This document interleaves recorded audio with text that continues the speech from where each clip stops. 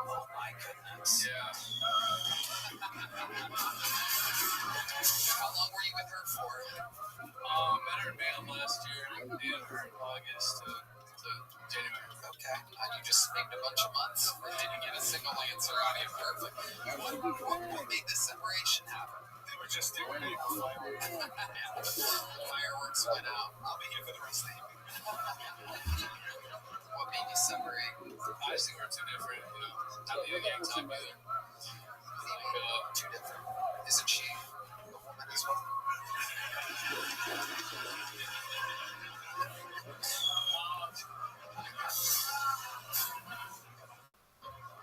I like working out. She really didn't. Long term, that's.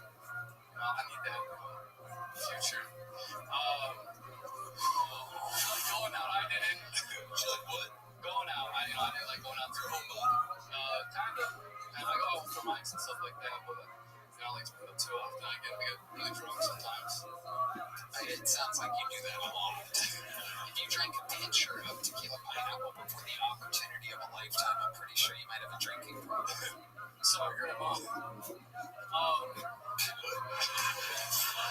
That's his closer. That's how he signs off his sets. Sorry.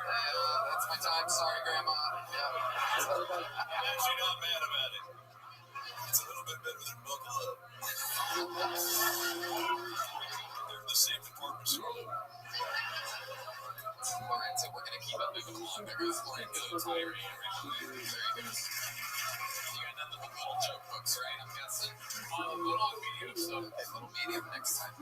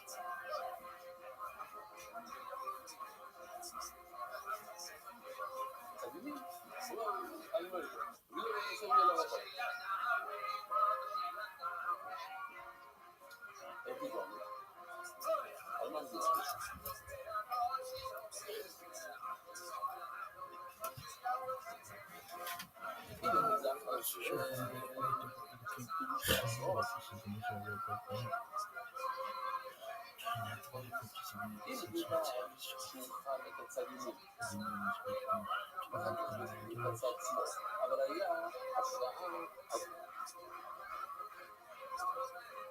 כל אחד ואחד, וגם ימין גם.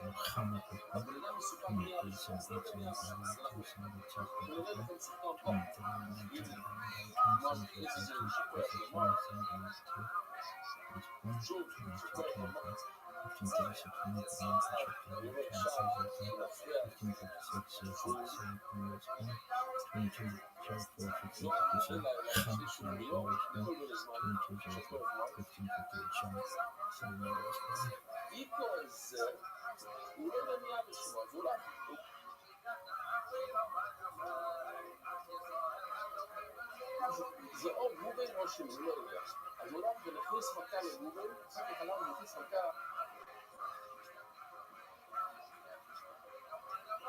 לשני. אני אומר, כל הסימפונים שלנו היום זה לכל התקשורות. זה השעון, אהב הספינות. מדידוס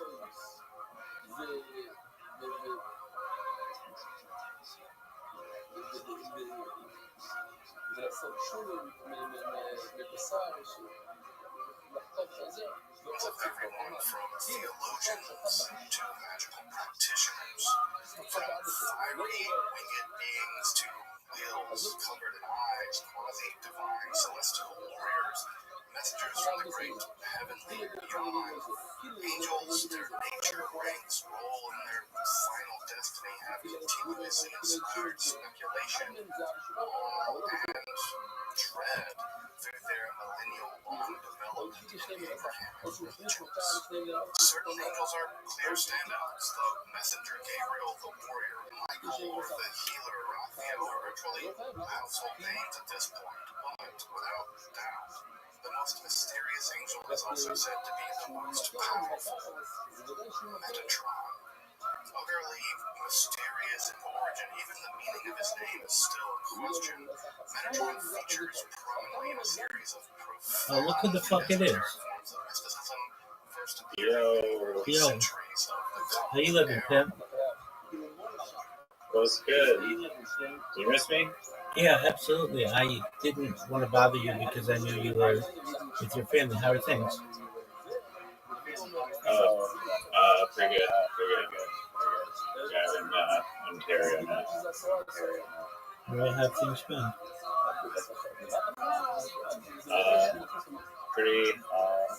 Pretty sweet. I met up with my friend from Telegram that I've known over a year. Yeah, I met him in real life yesterday. We're trying to go to the baseball game downtown Toronto. We ended up not being able to go because it was $1 hot dog night and the best pitcher was there and they were playing Boston. So it was sold out basically, and the tickets were super expensive and there's no opportunities to lowball scalpers. So we just ended up watching the game at a bar. It was really sick to meet him. This is the Blue Jays? Yep. Who are they playing? Boston. Boston, yeah, that'd be a tough game. All right, did they win? Yeah, they did. They won like 5-3. Very well. Hey, your mural turned out really nice. I've been talking about it with Zoo, and we just think you did a good job. As Zoot said, it was better than he feels he could do, and I'm proud of you for seeing that project through. You Yeah. No, it was. I thought initially I could, but there's a lot of. I could have been more efficient had I planned it out a little bit more, but there's a lot of like masking off areas, and it's just like to paint that blanket was just tedious because I have to just block off and mask all the areas, like the areas around it that I wasn't like painting. So there's just a lot of taping, like garbage bags and old yellow food boxes on the wall and stuff. But I appreciate that you like how it turned out. I appreciate that. Absolutely. Glad you like it. Do you feel that it would have been easier? I think it would have been easier to just use regular paint and not spray paint. Do you agree or disagree? I haven't really used regular paint on a mural, so it's or much regular paint at all. I mean, yeah, so it's kind of hard for me to compare, but spray paint is a tool that I'm comfortable with, and like it's pretty efficient. Like you can spray paint a large section with spray paint way quicker than you can. I mean, you have a roller, I guess. So I guess maybe they're kind of equal, but you can get a lot of coverage with spray paint. Yeah, if you want. You could just the margin for error with spray paint is just so small.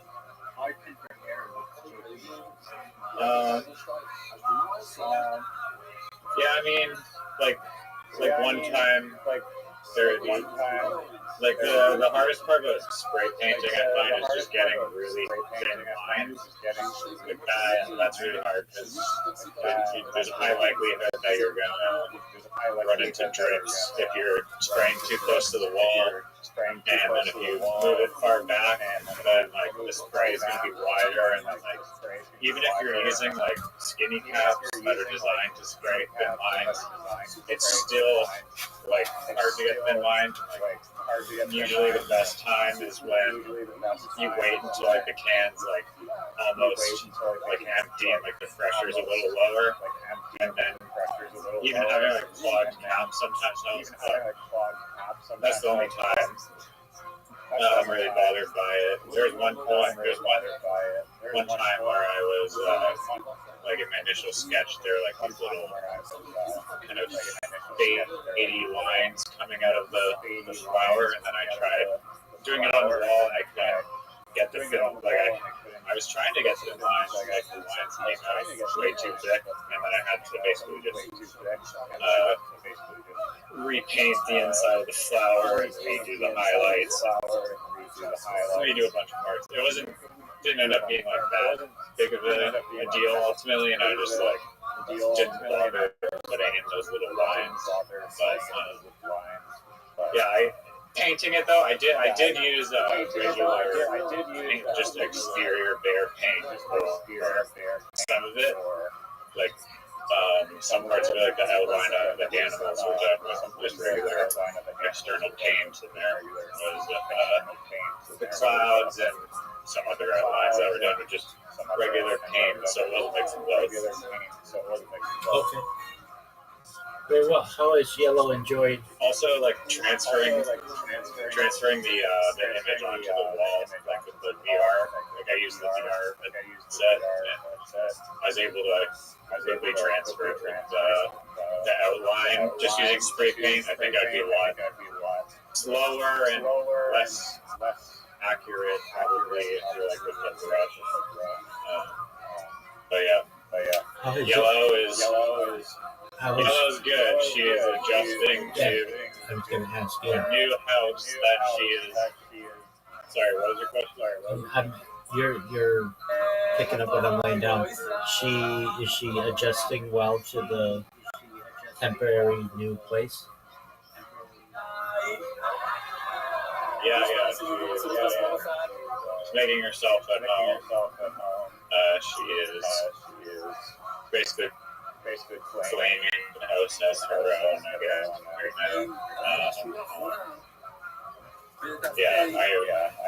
There was a dog that came over. That was like one of my parents' friend's dog, and we're having dinner, and it was just a little like French bulldog named Oliver, and Yellow was not too stoked about Oliver being in the house, and was just like growling at Oliver, despite Oliver being just pretty like oblivious to Yellow's existence the entire time.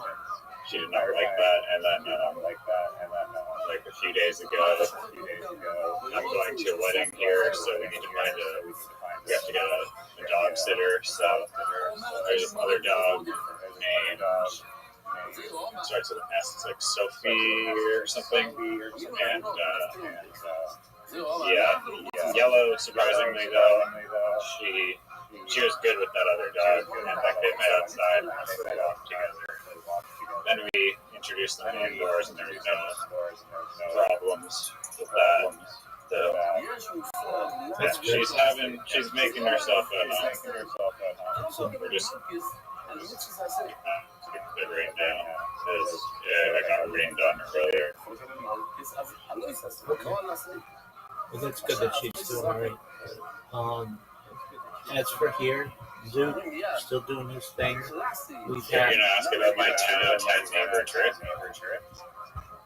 Well, I assume she's okay. I also was under the assumption that you. Can you hear me? Can you hear me? Can you hear me? Hello? Can you hear me? I can hear me. Super job. Okay. Well, are you outside? Your mic's really cutting out. Okay. Am I outside? Yes. I think it's not chopping. What were you asking?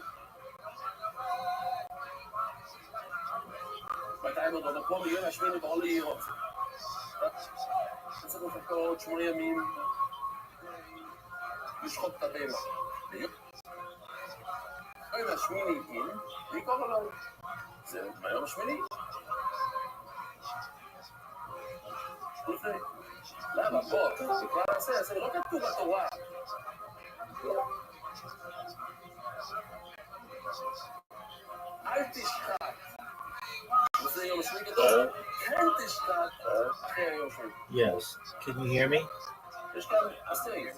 Yeah. Okay. I'm not exactly sure. I'm trying something new with this device. So, I'm not sure. Okay, yeah, how's 10 out of 10 Trish doing? She's doing good. She drove me to the airport at like 5 in the morning. Oh, She stays up.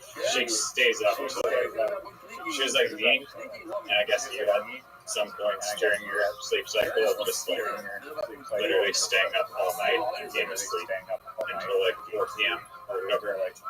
So luckily she's a total night owl. Yeah. Which is cool. That is good. Normally, like I feel like the majority of middle-aged female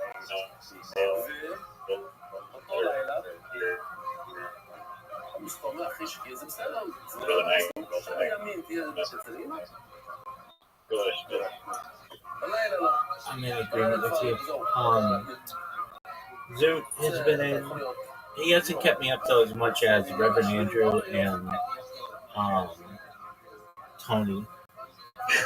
So Reverend Andrew just comes in. Andrew is a bathrobe and Tony Rothschild is bathrobe and tidy whities. Reverend Andrew. Oh, for sure. We've got him. He comes in sometimes and talks for like 8 hours straight, and that's okay. I put up with his stuff to some extent. And then Tony and I recently started a podcast series, which I think is really, really cool. So we go through the future Wikipedia page, the Wikipedia pages of the years of the future, like 2027, 2028, 2029, 2030. And spend like an hour on each year, and then there are these other websites I have that basically like um, are a timeline of the future, and we go and I've shown you that future timelines that now, and I just read. Yeah, that one's pretty wild. I agree. I agree. And so I'm just reading through it, and we're doing like an hour on each year, and so we've done 4 thus far, and then this week I was a little light on podcasts, but that's kind of of my own doing. I've been doing a lot of them. Last week I did 3. I did one on Wednesday, Oh, like more than 3. I did like 3 within 24 hours. I did one with a guy in England on Wednesday, one with a historian on Thursday, and then one with the oldest UFO podcast in the world, which I kind of think is cool. It's like 15 years old, and that's good. And then jeez. yeah, Does it have a lot of sub? Is there a lot of views? it has audio listeners much more than YouTube. He gets, I think, like tens of thousands of downloads for every episode. He does have like 30,000 or something subscribers, which is cool. And then I did another one with someone who has like 170,000 subscribers, but I don't think they've published it yet. And I did like a couple others, just like here and there. And this thing that I always have to do every 12 hours, no matter what, I have to restart my streams. It's like very annoying. And so today, I don't know why I was motivated today, but I thought there's got to be a better way, because I have some of my devices that are like automated, and the basic, like, I can do it with a computer. Computers are fine, but my computers are doing other things. But Chromebooks are the things that I really wanted to automate, and I think God willing, this I got it.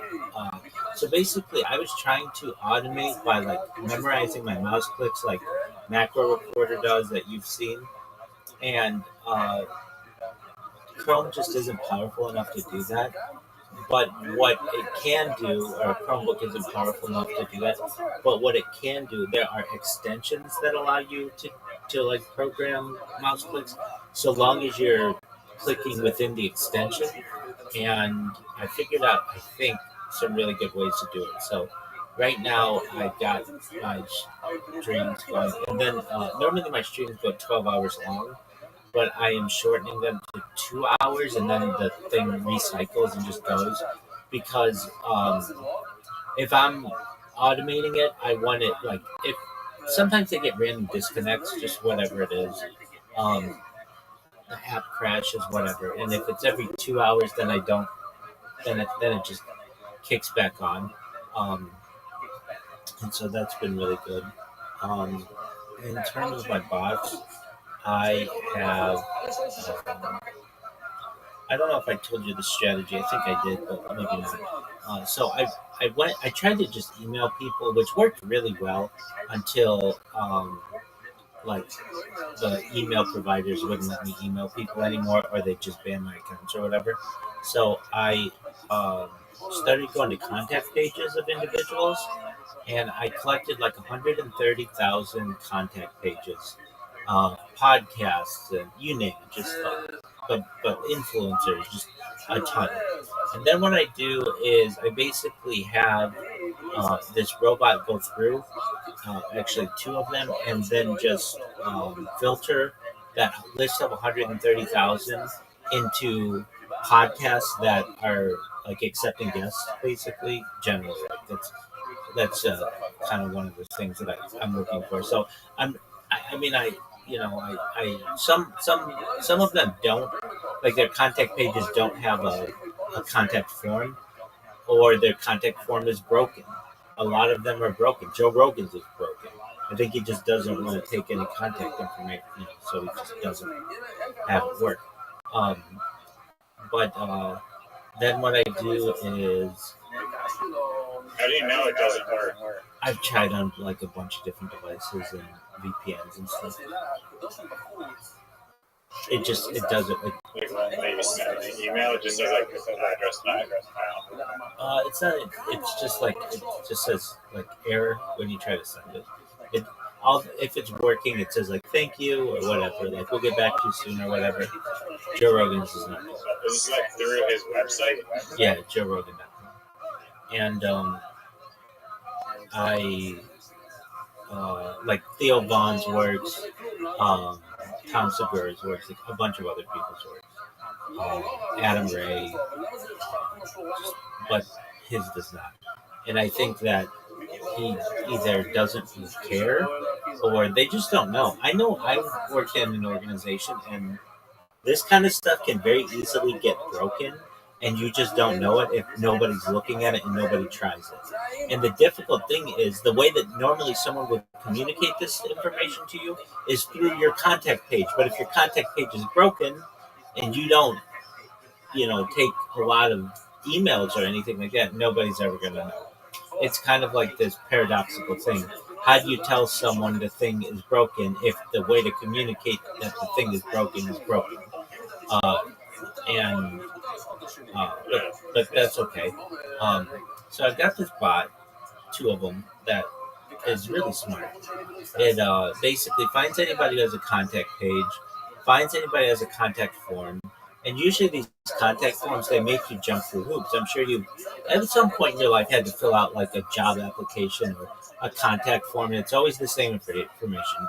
First name, last name, telephone number, location, email, and like your comments or whatever. And then you have to do a capture. And captures can just become ridiculously maddening if you're doing them all the time. But I found an extension that uses AI to fill out all that information. So if I I see this like, man, I wish I had this when when I was younger. Like I would have loved to just be able to press one button and AI fills out the form for you perfectly. But it's okay, better late than never. So you press a button, AI fills out the form for you, and then if you have a CAPTCHA, there's another extension that I use that automatically fills in the CAPTCHA. So every day I get about yeah, it's really smart. What base extension is that? It's called Buster, Buster. You need to use it for 4chan. Well, so it doesn't work. It doesn't work for all of them. Just generally works for the Google, the identify a fire hydrant or a bus. That one, but that's 95% of the ones that they use. But yeah, I'm in agreement with you. That CAPTCHA one where you have to slide the thing over is ridiculous. So this is like a really good strategy that I have because every day I get about 200. I send out about 200 contact forms, and these all go to people's inboxes, so they don't go to the spam folders like many of the emails that I was just sending out like randomly. These go right to individuals, and then I'm able to schedule stuff with people. So I've been scheduling, and I've got some people to whom I have to respond. I was supposed to do a podcast yesterday, but the guy where he was in the United States apparently had really bad weather and his power was out, so he could not do the podcast. So we rescheduled till a week from tomorrow. And what else? I got some other podcasts scheduled for the next 2 months, and I'm just doing my best to kind of just schedule these things out.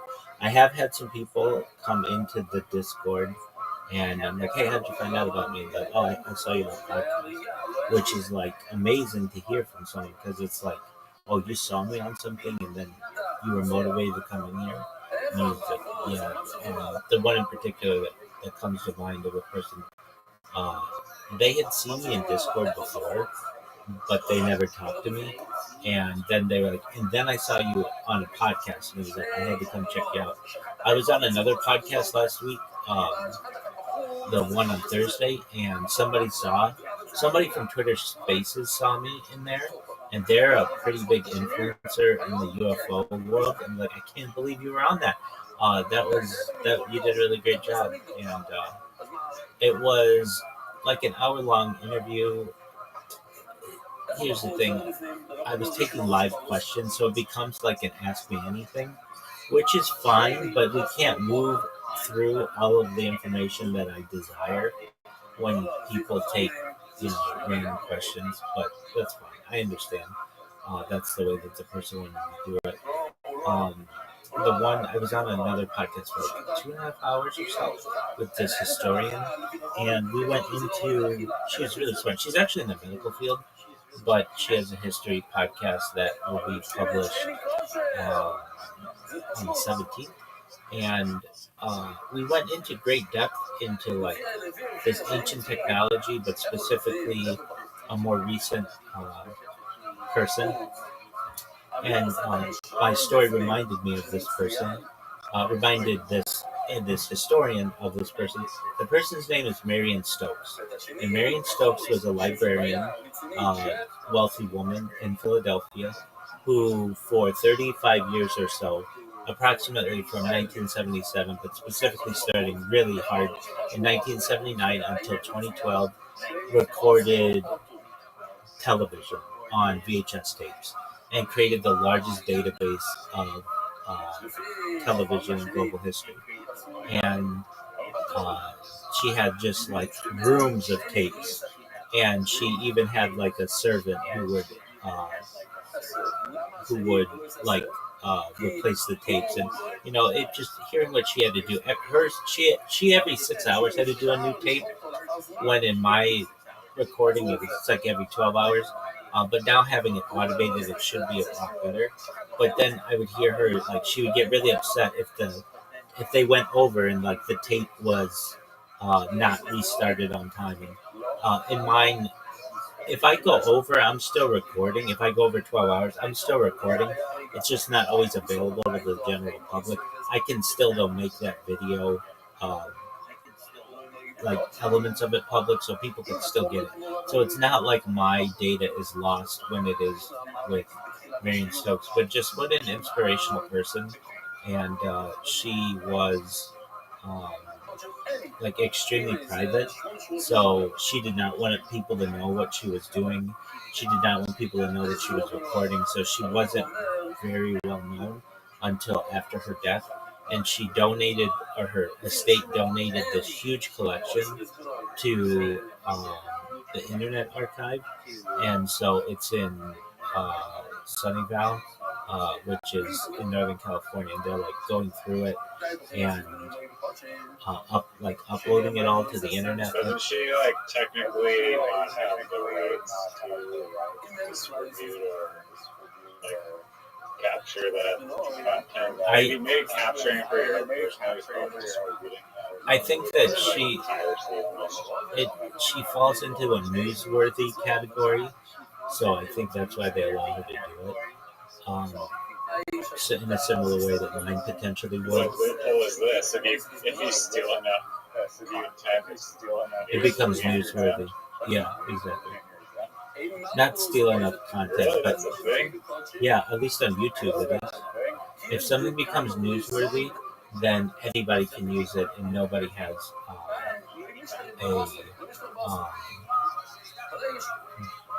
and you can't get a copyright claim against it. So, for instance, let's say here's a big one that happens: presidential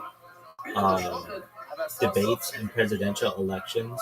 A lot of times, people will archive that on their YouTube, and usually that's allowed because it's considered newsworthy. Now, the algorithm could come and flag you or whatever, but at least with Marion Stokes and the Internet Archive, it's being allowed because her archive is the world's largest, and much of the originals that were from like the television stations are destroyed. They either taped over them or they got rid of them. Many times a company will buy up a large amount of stations and just say, all right, we're going to close down a third of them because we find them to be redundant and you guys don't have a job on Monday. And the people don't have time to like archive all of their tape and stuff. And a lot of times it's just taken out when they clear out the building and thrown out. And Marion Stokes was very worried about that and that this was happening. People would say to her, well, the station is recording it or somebody else is making a backup, but nobody else did. So we really only have um, one uh, one archive of it, and usually it's hers. So anyway, she's just a very inspirational person, and many of the trials and tribulations through which she has gone, and I find myself doing the same. She archived between 400,000 and 800,000 hours of television, and in my project, just on YouTube, I have archived about 850,000. So perhaps as much or double as much as she has. So that is it's an incredible amount of data, and that doesn't include everything from Rumble and TikTok and Instagram and Twitter Spaces and that kind of stuff. So anyway, I've been doing that. Isn't like the Internet Archive like Pirate Bay or Napster that hosts content that they don't have the rights to?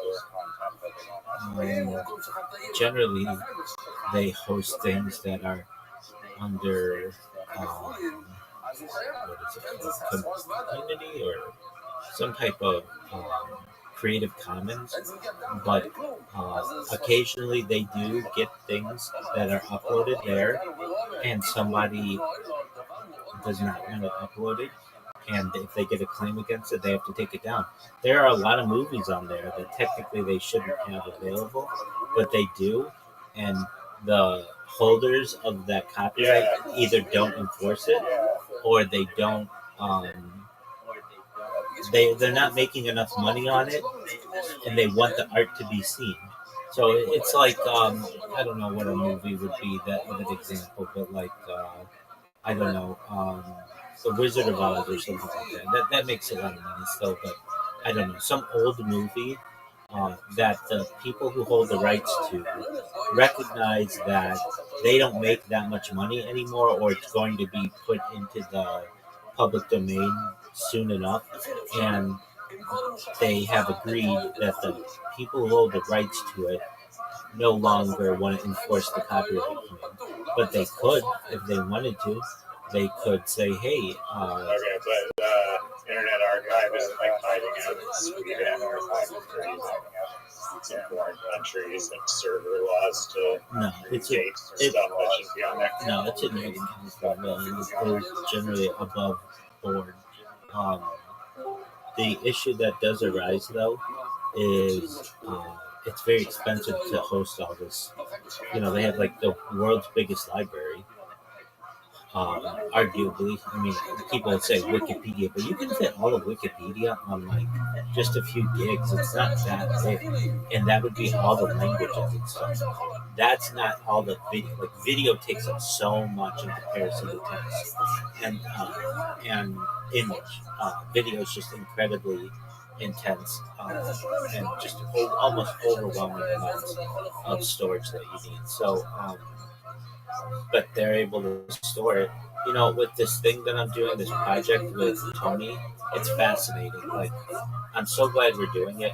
Each year takes about an hour to do.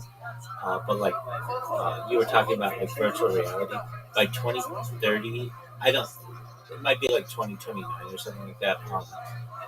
8K virtual reality will become the norm, and how that's going to revolutionize society allegedly. And by 2030, 100 terabyte hard drives will be more than norm. 6G will be implemented. The European Union has mandated that all devices sold in the European Union must have replaceable batteries. Like, there are a lot of really good things I feel. Yeah, you can talk about like any one of those for like multiple hours. Is Tony the dude who's the director from LA?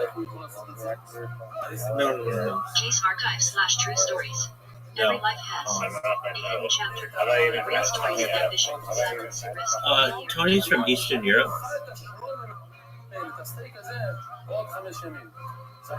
Tony is. Is he new? I did a podcast with him. We did 4 podcasts actually in like May, and he's been Okay. This guy. This guy. yeah. I think I know who you're talking about. Yeah, he's been in here like every day for like a few hours every day or so. I don't want to say, and I've been looking for someone to do this project because to me it's like the most important thing that well, I don't want to say the most important video I could do, but like a really important video because it's like people of the future will watch it and see where we were accurate, where we were inaccurate, and I think it could be watched 100 years from now or 1,000 years from now, and especially if it's an hour each year, it's going to be like 60 hours just to do the remainder of the 21st century or something like that. Now, the more in advance that it's cool seeing the projections. Exactly, and I've seen those in like media and stuff, and it's like some things they were really accurate, other things they weren't, and I wanted to do our own version of that. And but I didn't have anybody with him to do it, and I don't want to do it on my own streams because I could lose it. Like I just randomly lose stuff, and I want it preserved first with someone else. And so I had said to him, he's been getting some bigger and bigger guests.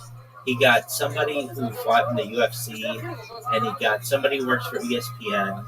And just this weekend, he did like a person who's like has 100,000 subscribers. They're like a fitness influencer, and he's getting paid to do podcasts. When before, like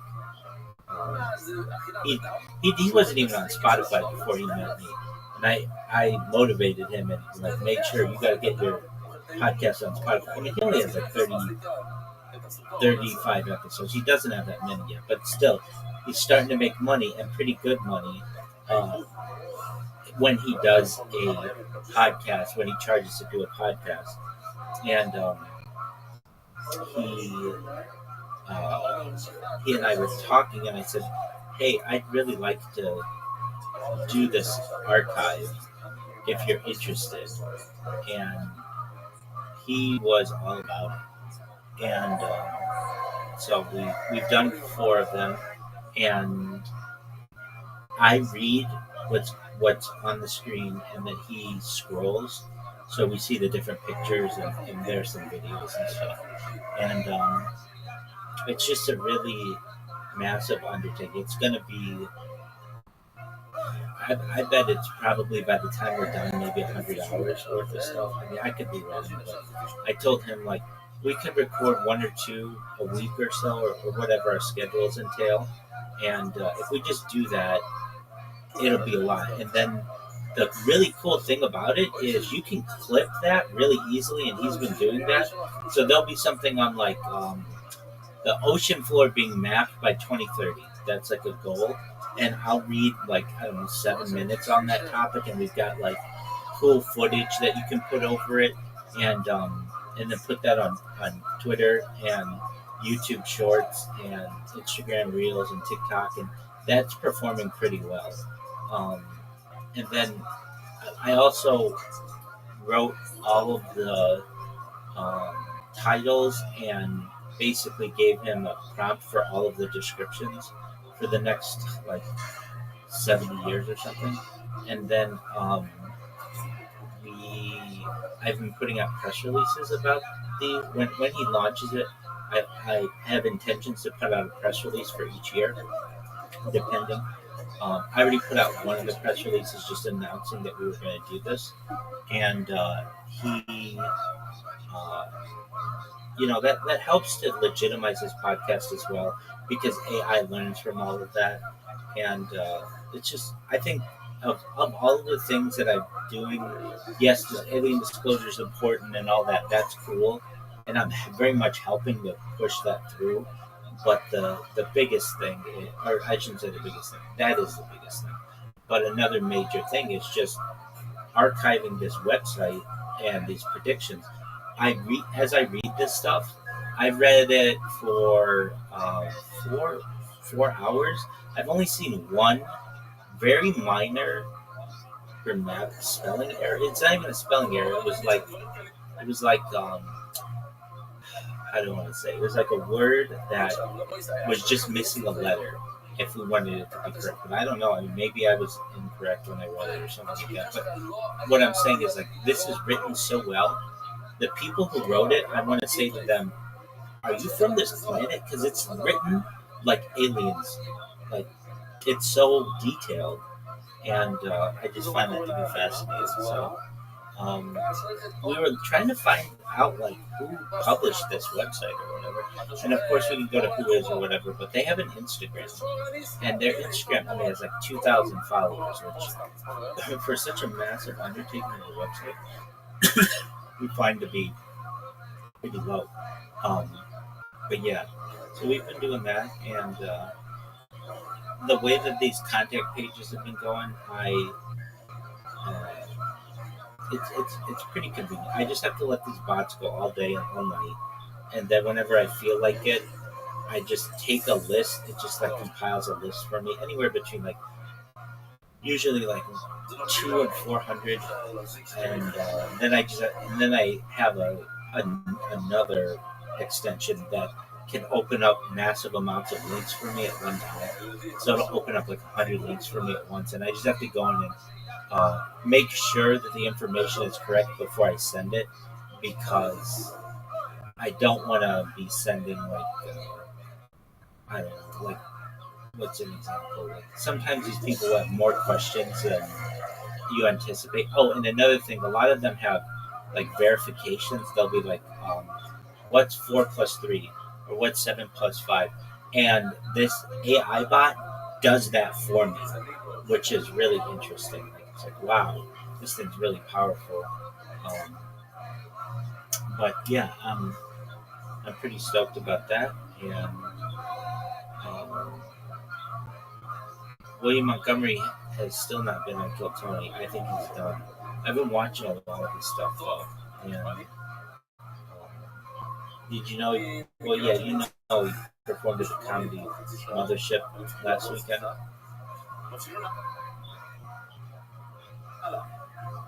Were you aware of this? Am I jerking myself off wrong? There he is. Can you hear me? Are you there? Yo, can you hear me? Yeah, now Yeah, can you hear me? Yeah. Yeah. No, he's definitely not done. He's on tour. He'll be back. Yeah. I'm gonna have to watch a stand-up special right now. Christopher. Say hello. Who Rory Scott was. Yeah.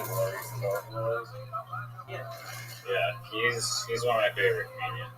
He's one of my favorite. He also has numerous podcasts. One of them, his most recent one is a podcast where it's kind of interesting. It's a crime-based podcast, and they just like analyze crime, like weird crimes that were done. Will Ferrell was on one of the episodes. All right, well, I don't want to keep you from that. Would you please say hello to Christopher and your mom for me? And specifically tell your mom that I think about the conversation that I had with her most recently that we had together, that I would be on one podcast a week, and I definitely delivered on that, and I'm averaging at least like 2 or 3. So it's just a matter of time. That's good. Yeah, two or three a week. Yeah, 2 or 3 a week. I agree. Keep those numbers going. I'm trying to. You've got your little untouched robot thing going. Yeah, that's a big thing. I mean, just got to keep that thing going. And it's got a How long lot. did it take to set that up? Or was it just like you were just like researching and then you found like the matching extension? No, it kind of came in parts. Well, first I was going to AI and asking AI to just give me emails, and I have tons of emails. I have like 250,000 emails or more, but it's difficult for me to email those people because spam limits and stuff. So then I thought, okay, I really need a way to get like huge amounts of podcast names, and you can buy that information, but I wanted to avoid that, and so I went to Spotify, and Spotify makes it very difficult to scrape their website, as does iHeart.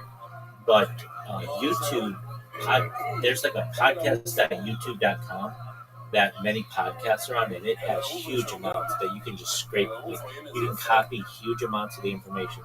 So I would take, like, I would type in something of interest. Like, well, actually, I just went to the dictionary, or I should say, there's like a list, famous list online of the 10,000 most used words in English, and I put that into a spreadsheet, and then the bot would take whatever word, just one of those words, and put it into YouTube, and then the bot would scrape all of the names of all of the podcasts in YouTube for that topic, and then put it into ChatGPT, and then ChatGPT will just instantly give me all of the contact pages, and then from there I have another robot that takes all those contact pages and views which ones have message forms on them, and then that's what it's sent out.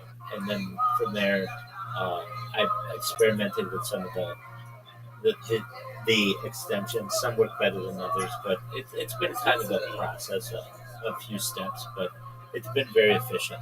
I'm very, very happy with it. That's cool. Well, yeah, send me the podcast that you're doing. I'll check it out. Absolutely. It hasn't been published yet, so when we start to publish it, I'll let you know.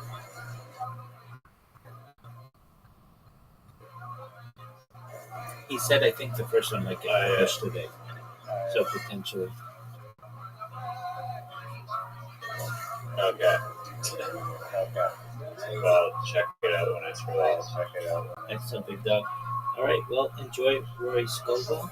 Please say hello to Christopher and Mom, and please communicate to your mom that she's been part of my motivation for being on podcasts. I'd appreciate it. I can do that. Excellent. All right. Take care, Big Dog. So, Bye.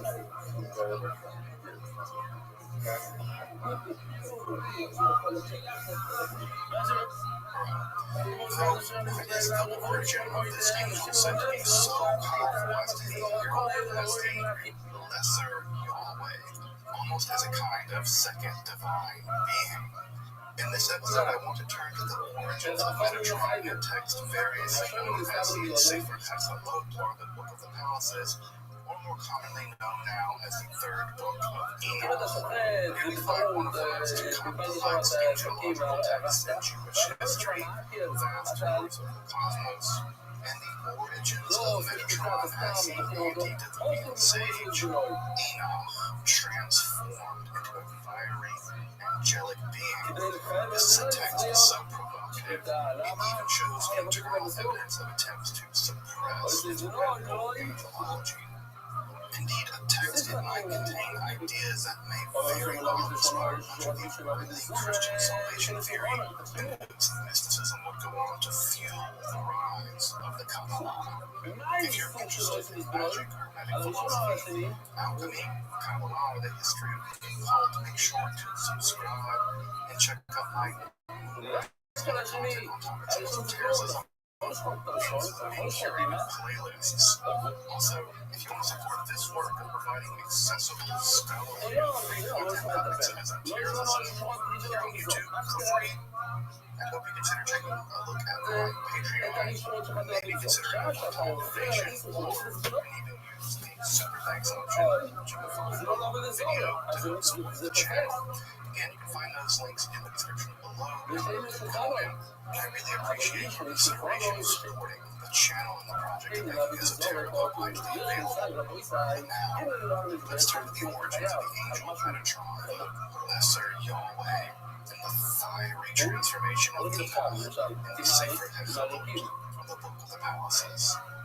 I'm Dr. Justin Sledge, and welcome to Esoterica, where we explore the arcane in history, philosophy, and religion.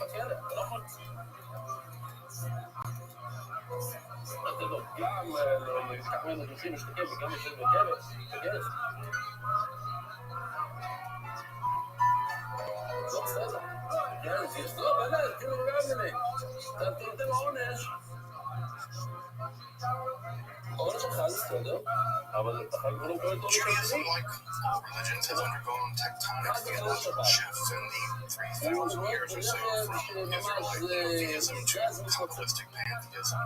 One of the most dramatic shifts in that process was the rise of apocalypticism in the centuries just before the rise of the common era.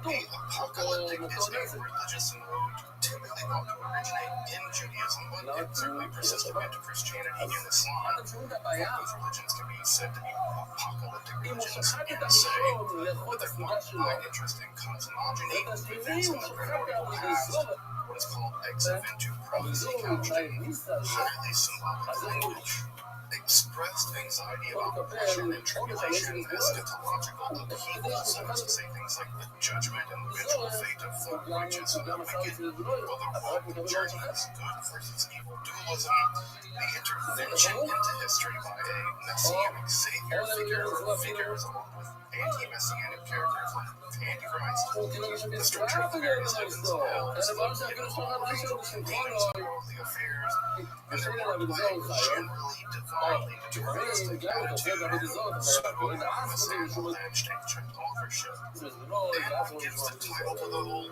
genre, the idea that something is being revealed, an apocalypsis from the Greek meaning to reveal, and to uncover, all of this to a human agent to kind of profit off of a angelic emissary, all to look in what underwrites all this. Well, one, to make sense of a world in turmoil, to protest against the unjust world and its leadership, and three, it's a form of psychological coping by declaring that despite all appearances to the contrary, everything's going according to a divine plan from the first light of the universe to the final fire of its conflagration and beyond. The God of Israel is in control, and in the end, the righteous of Israel will thrive, and the evil will be punished forever. How do we know all this? Well, direct revelation from the realm of the divine itself. That's how, apparently. This form of theology and its literature proved enormously popular. Dozens of texts in the genre survive, with one becoming sacred writ for the early Christians, the Apocalypse of John.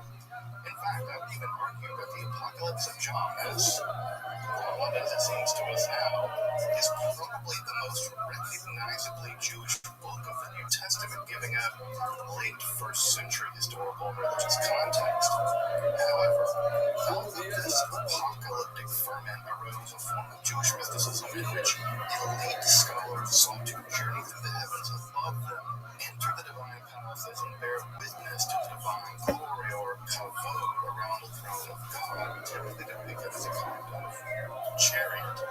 Hence the name of this form of mysticism and its accompanying literature, Merkava, or chariot mysticism, although also known just as well as the Hechadot, or the mysticism of the divine palaces. Now, if you want a bit more of an introduction to this form of mysticism before diving deeper into this episode, you may want to check out my episode on Merkava, Hechadot mysticism in the court above. For that in-depth episode, I kind of survey the entire field of this literature. But in this episode, I want to turn to a text somewhere between the purely apocalyptic mode and the more practical, even magically informed Merkava Hechadot literature. That's the Sefer Hechadot, or Book of the Palaces, more commonly now as the third book of Enoch. As you probably know, Enoch literature was quite popular in the Second Temple period and thereafter. There are more manuscripts of what Enoch attested among the Dead Sea Scrolls and even parts of the Torah. That's kind of crazy. With relatively vast collections surviving in classical Ethiopic, Old Slavonic, Hebrew, and Frankish languages, this literature is vast. The first book of Enoch itself is actually composed of 5 distinctive texts woven into one significantly long text, and this represents more of a field of Enochic discourse than a systematically Enochian form of Judaism. Though there are some standout elements, especially the 365-day solar Enochian calendar seem to have been preferred in the sectarian or Essene documents found in Razem dönüşümü özümüzdün oyun. Öyle turbo sözü. Razem dönüşümü For özümüzdün. this episode, we're going to turn our attention to the quasi-apocalyptic, quasi-text of the third book of Enoch, the Sefer Hesselot, the Book of the Palaces. Third Enoch survives in a set of Hebrew texts showing a complex recension history, very likely the result of several books stitched together over time and filled out with explanation and expanding exposition. In fact, this is not unlike the composition history of other American law texts that have come down to us being made up of small chunks filled out over time. Where, when, and by whom this text or really texts was composed has no definitive answer. Scholars have given 1,000-year-wide window for the composition of this text, stretching all the way back from the BCE period to the Middle Ages. At this point, the standard analysis argues for a mixed provenance, with older sections probably being produced in Palestine, and then the later sections being produced in a Sasanian context, and together sometime around the redaction of the Babylonian Talmud. So, roughly the 5th or 6th centuries of the era. Unlike other Enoch texts in which the original Hebrew or Aramaic has been lost, third Enoch survives in Hebrew and has been continuously copied and even reprinted since it was produced. Despite some clear rabbinic discomfort with some of the Metatron material that I'll be getting to later, this is a very weird, miraculous survival of this text that found almost continuously through Jewish history. Clear rabbinical discomfort, the exact cultural milieu in which this text was produced will likely remain mysterious. For instance, and there are a ton of these for instances, the text shows some pretty strong cosmological affinity to Gnostic texts such as the Apostasis of the Archons, the password set system of the so-called Ophion, heresies founded by Origen, and the concept of the greater and lesser Yahweh or Yao that's been found in some late Gnostic texts like the Epistle Sophia and the books of Jude. St. Paul seems to have had some contact with this mystical ascent literature, his own being called the Third Heaven, Paradise. The term Paradise, or Paradise, is a technical term in this literature. We said the word on other things, as mentioned in 2 Corinthians. Further, there's also clearly some early Hadronite version of the Jesus movement located in Colossus, which placed emphasis on angelic intermediaries and mystical visions, though it was again kind of condemned in the book of Colossians. Here, Paul himself seemed to have had some conception of human transformation into angel-like beings as part of his soteriological theory, something clearly evinced in the third book of Enoch. Now, what all this means is extremely difficult to say with any precision, but the Sefer Hesselot seems to stand at the crossroads of many divergent forms of ancient Judaism, Gnosticism, early Christianity, maybe even Mandaeanism. Though to what degree the text is informed by these divergences, or is informing them, or somehow dialectically both, is not clear by the least, and will likely never be clear. But let's turn to the text to get at what's going on in this wonderful book. Third Enoch opens a bit in medias res. Rabbi Ishmael, described as a high priest, the hero of the narrative, has already ascended through the first 6 of the palaces and is dependent on one or the other, until as the text opens, he's reached the finer, innermost 7th palace, very divine and odd. He's challenged here by fierce fierce angelic guardians who have actually detected him approaching by smell alone. This is something that Messiah is said to be able to do: smell people and judge them. Rabbi Ishmael implores God to save him. Their loving angel Metatron appears from inside the central palace, testifies to his righteousness, and thus his ability to enter the final palace. Inside that marvelous seventh palace, Rabbi Ishmael is given one of the highest possible honors, the ability to join with the innermost angels as they exalt the divine through the recitation of the Kedusha, Kadosh, Kadosh, Kadosh, Adonai, Tzivot, Melokah, Kavodo, Holy, holy, holy, Adonai of the angelic army, the entire world is full of your glory. Having glorified the divine, Metatron begins to reveal to Rabbi Ishmael, thus to the reader, perhaps the most elaborate set of secrets in all of ancient Jewish. The first revelation is perhaps the most shocking. The angel Metatron was originally the antediluvian sage.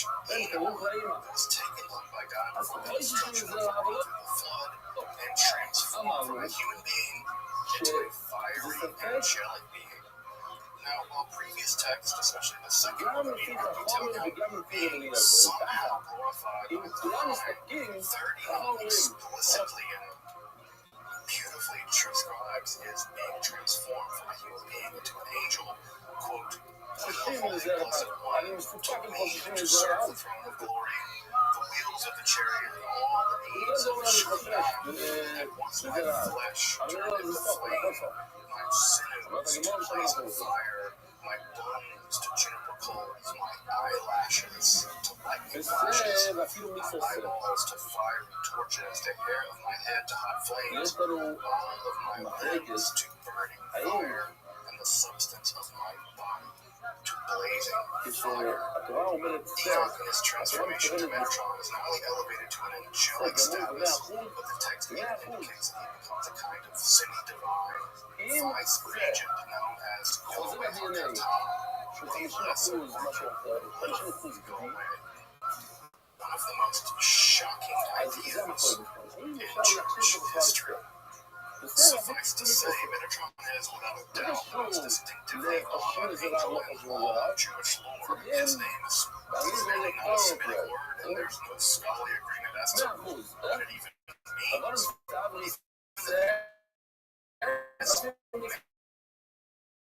Manuscripts vary in their spelling of his name. Their guesses from the military language of Latin, stench of prepares the way. Interestingly, though, this Latin word is otherwise attested as a long word in both Aramaic and Hebrew, making it a very good candidate. Another guess is some combination of the Greek words tonight and throne, perhaps beyond the throne, or next to the divine throne, in reference to the throne of God. Numerous other guesses abound, but a definitive etymology will likely never be forthcoming. If the origins of even this angel's name are mysterious, then even more so the metaphysical origins and nature and functions of this angel. One likelihood that seems at least more than possible is that Metatron may have been an esoteric name for the angel Michael. In fact, before referred to as the Great Prince, that became detached somehow and then merged with another angel, Yehodel, an angel said to bear the divine name. Also, Yehodel also given as one of the over 70 alternative names for Metatron and third Enoch. He was perhaps further fused with Enoch as the future developed, especially given the glorification of Enoch and second Enoch. Thus, like third Enoch, all of these elements have actually fused together into one narrative, though not without a few frayed edges. So, Michael had an esoteric name, that got detached, fused with the angel that bears the divine name, hence the Blesser Yahweh bit, and then that angel nomination is then fused with second Enoch and the glorification of Enoch the antediluvian sage to create this composite Enoch of the Blesser Yahweh, literature of third Enoch. It's as good a story as you're going to get, folks. Sorry. But by the time of the final redaction of Third Enoch, Metatron has gone on to a wide range of roles in rabbinical literature. He is the Blessed Yahweh of the co-regent as the angel of the Lord or the angel of Yahweh. He's allowed to sit on the throne of judgment while the other angels have to stand. He is the scribe of heaven and the specific advocate of Israel. Again, it's a lot like the Archangel Michael. He's uniquely able to approach the divine curtain or cargo that separates this realm from the realm of divinity. He is the heavenly high priest officiating in the divine Mishkan or tabernacle. He has his origins as Enoch, and he's sometimes referred to as a Na'ar, or a youth. Maybe this is because of his only recently having become an angel. He's in charge of the souls of the righteous and even serves as the principal educator to the souls of the children who perish before having a chance to learn the Torah. Finally, he also seems to have enjoyed a very special relationship with Moses, and the wandering Israelites generally. He usually escorts the soul of Moses to the heavenly realms after Moses' burial outside the promised land. So notice that Enoch, Metatron, and Angel Michael kind of all do double duty here. We don't have a clear line about what exactly is Metatron, what is Michael, what is Enoch is pretty difficult to do. And clearly Third Enoch is merging them all together in some form. Now, despite all these roles in a range of ancient Jewish literature, there is also a deep discomfort with the conception of Metatron, especially as a lesser Yahweh of the mind. I mean, it's blasphemy. It's blasphemy. In fact, the character of Enoch is conspicuously missing from rabbinical literature generally. Enoch hardly, if ever, appears in the Babylonian Talmud, and Metatron is most famous not for his power, over the being brought to task, an instance known as the humbling of Metatron. A famed section of the Babylonian Talmud, four mystics make their way to the sixth heaven, or Paradise, the Persian word for garden and the origins of the word paradise. There they're met with a kind of illusion test, where pure marble appears like water for obscure reasons. Some of the party die. Some of them go insane. It's all bad saving throws, if you ask me. One of those rabbis, Elisha ben Abuya, however, enters into the inner sanctum and witnesses Metatron seated upon the divine throne and declares, for whatever reason, that there must be two gods in heaven with us. Compared. This heresy so profound in the rabbinical imagination that his name is just often replaced with the term other. But for Hanukkah, Rabbi Elisha to make me beaten with fiery lashes, pulsed in aura and Aramaic by the angel Gabriel, at least in the Talmud, and Third Enoch is not he who does the beating with the divine lashes. Henceforth, it appears that Metatron is now made to stand like all the other angels. This incident of the humbling of Metatron was, at least in part, motivated by the desire on the part of the rabbis to pump the brakes on this Metatron craze, precisely because it did, in fact, lead to actual bitheistic heresy, the so-called two powers in heaven heresy. In fact, it's possible that the Pauline elevation and transformation of Jesus following his death into the divine being was at least inspired and perhaps even underwritten by this early undercurrent of this Metatron Blessed Yahweh business. Jesus' transformation into a divine vice regent closely mirrors Enoch's transformation and exaltation. Maybe the other way around, that this was an answer, or at least a bare Metatron's rabbinic answer to the claims of the divine Jesus, pioneers of Jesus movement. Regardless, you're probably beginning to see just how deeply complex all of this is becoming. Oh, and it gets more complex. Following the origins, angelic transformation, and humbling of Enoch Metatron, Rabbi Ishmael was given a tour of the heavenly household. What follows is probably the most complex angelology ever described in Jewish lore. In fact, It's not just even one ecological system, but three distinct systems, at least three, detailing dozens of beings in various systems of ranks and roles, along with fragments of other angelic systems. Angels in a bewildering range of roles or functions appear in these texts, with the literature report heavily in what Rothschild called polylogy, where adjective after adjective is heaped upon these beings. Remember, an Metron with the fiery lashes supposed to know he's referred to as, quote, the honored, glorified, beloved, wonderful, terrible, and dreadful prince. You see this polylogy over and over again through Enoch. Virtually every aspect of the cosmos, the heavenly houses, the nations of the world, etc., were assigned various angelic representatives along with further angels dedicated to roles within the highest heavens, all variously and detailedly described. Without a doubt, the effect of these sections is dizzying and highly resistant to both the summary or meta-systematization, being the accretion of several angelic systems virtually piled on top of each other in the narrative, giving this text of 3rd Enoch a truly baroque feeling. With the angels described, Metatron now escorts Rabbi Ishmael toward the heavens and the cosmos more generally. From the river of fire that the angels purify themselves in before reciting the Kedusha, to the storehouses of the cosmic opposites, where fire and ice are stored, to the divine letters by which the cosmos was created. Even the prison where the angels who failed in their recitation of the Kedusha are kept behind the fiery bars. He is taken toward the souls of the righteous who bask in the divine presence, the intermediate to souls temporarily punished for their sins, and the wicked trapped in Sheol, perhaps even forever.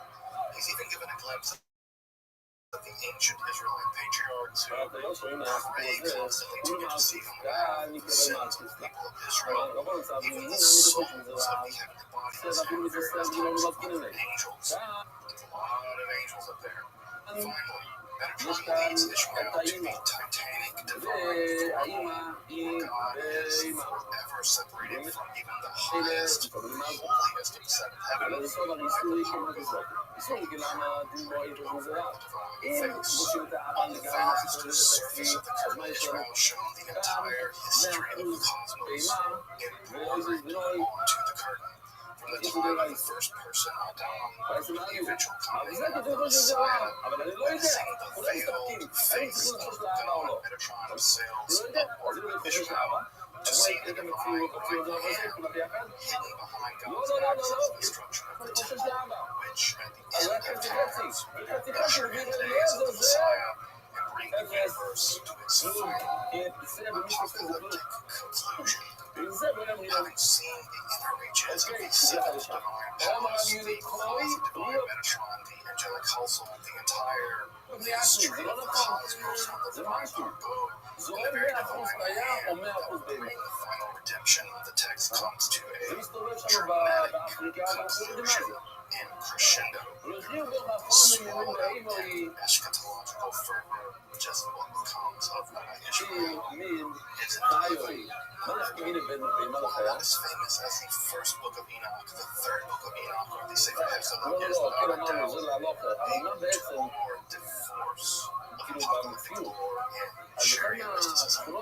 Everything from the angelic mechanisms of the universe to the origins of Metatron as the angelically transformed person of Enoch are detailed in this astounding treasure of a text. Of course, to really appreciate it, one must dive pretty deep into the sea of apocalyptic literature, especially other books of Enoch, but also the extensive world of the Merkava texts and their occult mysticism. Metatron himself, of course, went on to continued fame, especially in the development of the Kabbalah and its visitative episode. The closest thing we have to a critical edition of this text is the 1928 edition.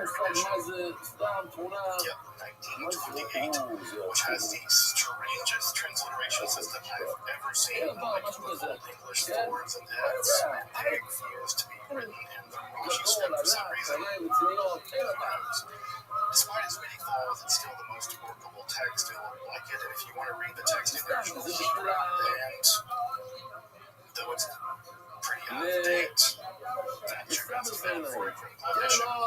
The standard edition of the text in English is out of Alexander to be followed in the 2-volume Old Testament Biblical collection. This is just a must-have for anyone interested in any of this material, especially Enoch literature.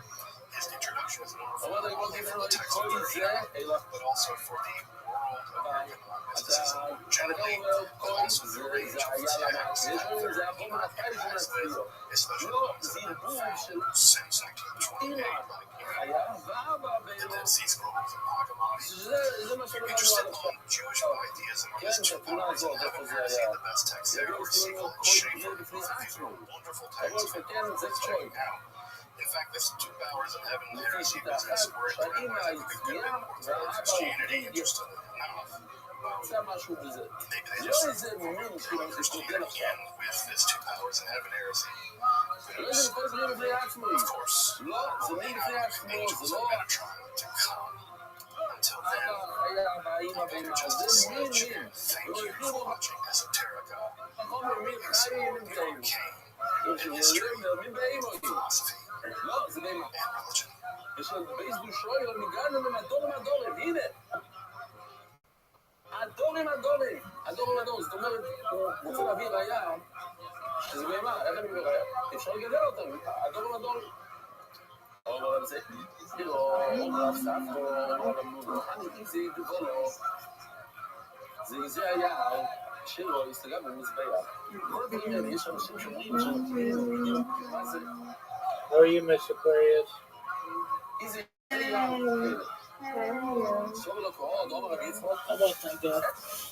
How was your day?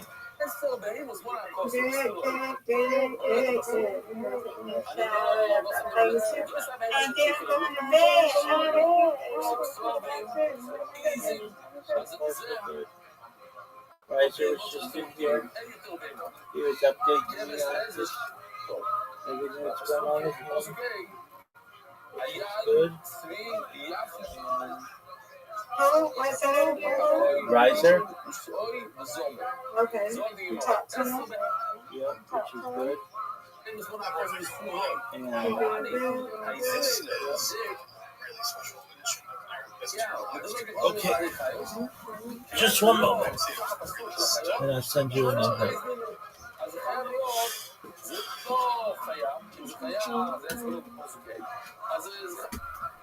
חייב להיות חלק מהעיזים המגילים של פוסק גז. מצוין. מה זו רבה כבר יעקב, ואימו היה לו צבי פרט, כל בית. כמו כלל. יש לנו רק כלל ופרט, זה לא סוגיה ארוכה, זה רק שורה אחת. יש כלל ופרט, והיסוד הוא כל בהמות כלל. פרט הוא כלל, נעשה כלל מוסלם על הפרט. כתוב בו, יש את כל הפרטים, היה, צליח, מול, כל דין של וכתוב כל בהמה, שזה מאוד כולל את כולם. כל הבהמה זה הכל. ואחר כך תורה לי 10, זה פרט. אבל זה מוסיף פה, אז מה אכפת לך להגיד שהעז היה?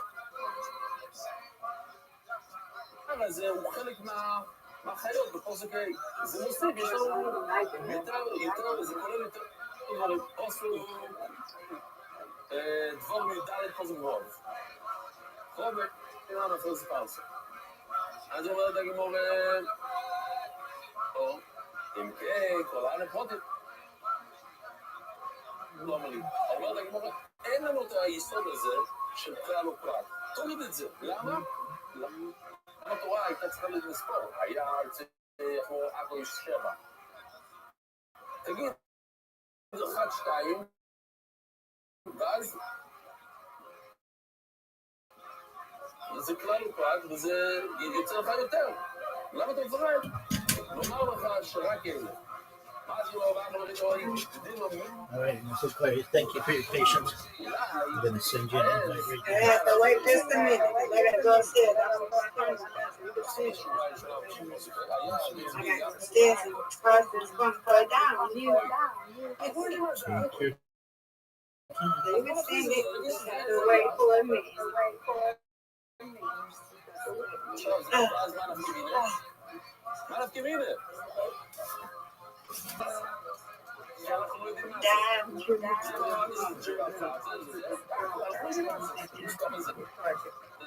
יכול להיות שזה, איך החלטת, מה הכריחו להגיד שהוא רימה?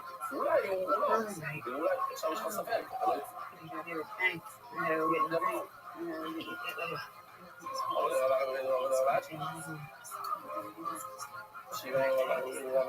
שהדינו מינו דסטרוי ומינו דזמר מי אומר לך שזה זה ג'רפה? מי אומר לך דסטרוי זה בפלו, לא יודע, אולי זה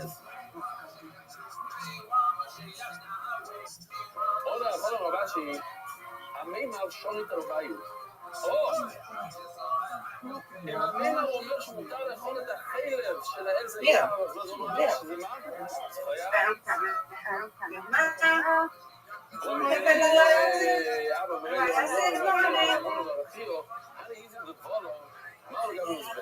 And I get that water this morning. I got a photo with that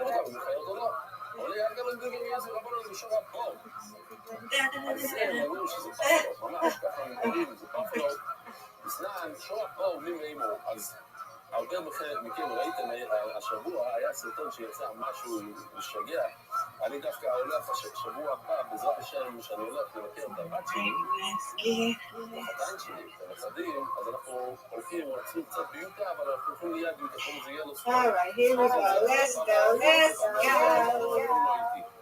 אז זה סיפור יהיה לו ספורט הסיפור הזה יהיה כאן עכשיו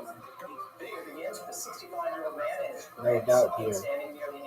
We've got these. Yep. Perfect square. Perfect square. Thank you. If I get it. No doubt. Yay! Yeah, I'm gonna yeah. try. Thank you, man.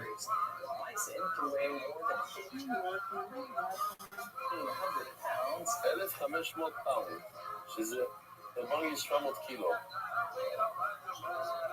שונה פה מן באימו כן, איפה אנחנו זה? שמה? הרבי יוסי בן חי Is this going to be a split? They do consider it a split. No. האונקולוס אומר שהסוי זה טורבו מה זה טורבולות טוב? מה זה טוב? שוב הבא הנה זה באימו זה באימו מה שעכשיו ראינו בווידאו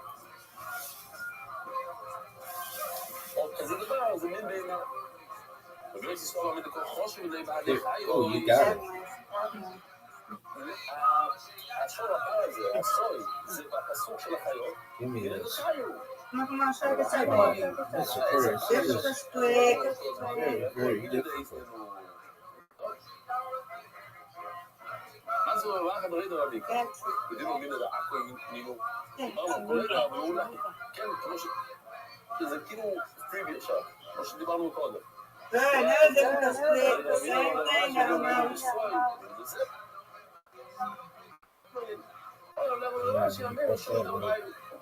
ממש פריבי.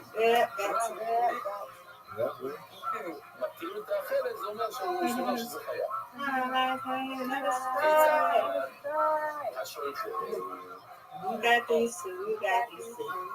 אז ראינו במשנה כל מיני ציורים שאנחנו מדברים עליהם מאוד שנייה. רוב המשנה, כולו עשינו לא יקרים שתירים. הם שתירים יכול להיות גם זה שלנו, שמה? מדיקוטוני קודושים בחוץ, אז אנחנו עושים רק שתי קודושים בחוץ, שתי בהמות, או יסוד וזבנות. You got it, let's go. לא, זה שחטתם את זה בחוץ. אז על הראשון שחטת בחוץ, אורס, ומרקס. אבל השני שאתה לא יכול. You win, I win, I win, you win. אתה לא יכול לשחוט באותו יום. You win, I win, you win. Reload. אז מה עושים? Reload.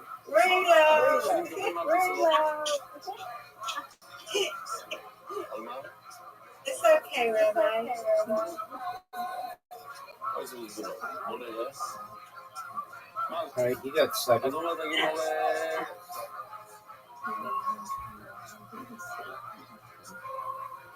מי אותו? אני קדוש בחדר ראשון. You got it. Let's go. Let's go. שניהם מקבלים מרקס. הראשון בגלל שזה מחוץ בגלל שמין הרבשים דום, השחית השני רואי לא ישמו שחית. תקשיבו יסוד.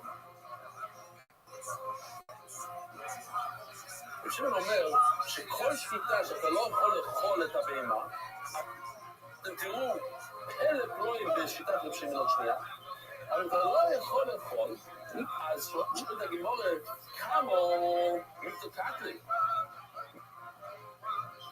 מה ששחטת את הראשון, בוא נשאל אתכם שאלה.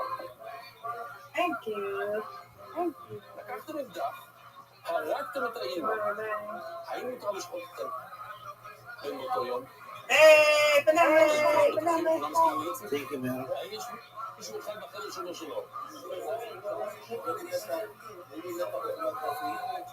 לא אכפת, כן. מתה בתפילת נורים, האם מותר לשחוט את הבן?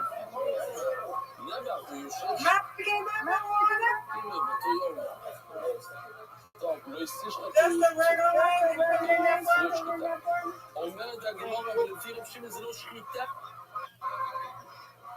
בכלל. מה שעשית ושחטת את הראשון מחוץ לבסמינגו, לא היה לך זכות לשחוט אותו. וזה לא ראוי לאכילה.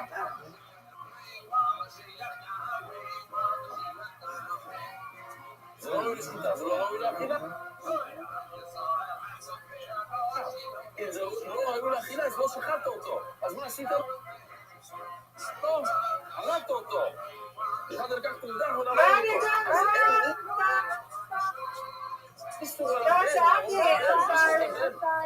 כמה מתקעת לי?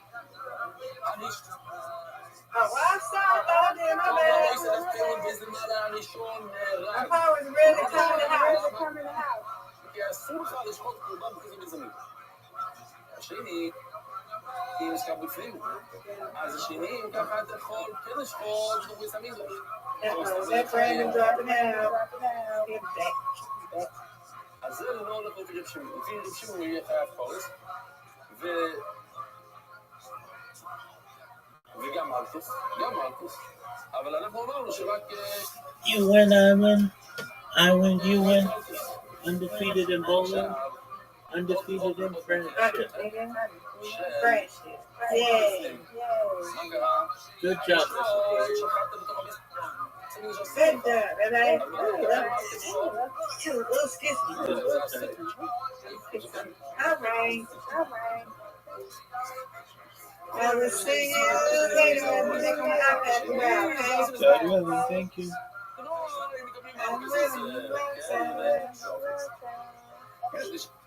רבשים לא ראש כדי שנראויות, יש משחיתו. אז עוד פעם אותו דבר. מכיוון שהוא שחט את החול מתוך האזור, זה לא נחשב שחיתה, זה נחשב הריגה. אז את הבן מותר כן לשחוט אותו יום. כמה מתקעת לי? את הראשון הרגת, שני מעשו יגזר בוערים, אז מה פתאום? אין, לא עושים בזמנו כאן. אז לכן הוא לא יכול ללכת לפי רבשים. וואו, עכשיו זה יהיה קשה לנו להבין. עוד שבפנים, אין לי אפילו כזה? אין לי, אולי יש, אין. אז בוא נעשה זו אחר. עוד שבפנים, את הראשון שחטת את הקוד שחטת בפנים זה מה? זה בסדר גמור. את השני, מה הבעיה? עכשיו, אתם לא תאמינו, לפי רבשים, בקודשים, שאתה שוחט, זה לא נחשב שחיטה. זה לא נחשב שחיטה. למה? קודם הם מרגישים קודם פה, סתם, קודם. שני סוביס אלבוים, ופה זה לא תשמע נראים שימית. לא משחיתה שאין רואי, לא יש פה שחיטה. שחיטה שאתה לא יכול לאכול. עכשיו מיד, בידי, זה לא נחשב שחיטה. שחיטה, אז קודם נעים לשחיטה שאין רואי. זה לא רואי לאכול. למה? וכמה זה לאזור דם, ומשתר בוסר. כששרת את זה, אבל לא זריקת הדם. אתה לא יכול לעשות זריקת הדם מיד. זה ייקח שנייה. אז זה לא שחיטה טובה. זה לא שחיטה שראויה לאכול. זה לא שחיטה טובה, אז זרקת אותו. שני, מה סוביס אלבוים? מה? לא, לא. זה לא עכשיו. השחיטה על המקום. נגמר. כן, אני אומר לכם, זה משהו כאלה פלואים. שאני לא רוצה, תדעו על זה קצת. על איזה זה עבור פה, זה שמע מינו, לא יקרים שלי. זהו, אז זה לא יקרים שלי.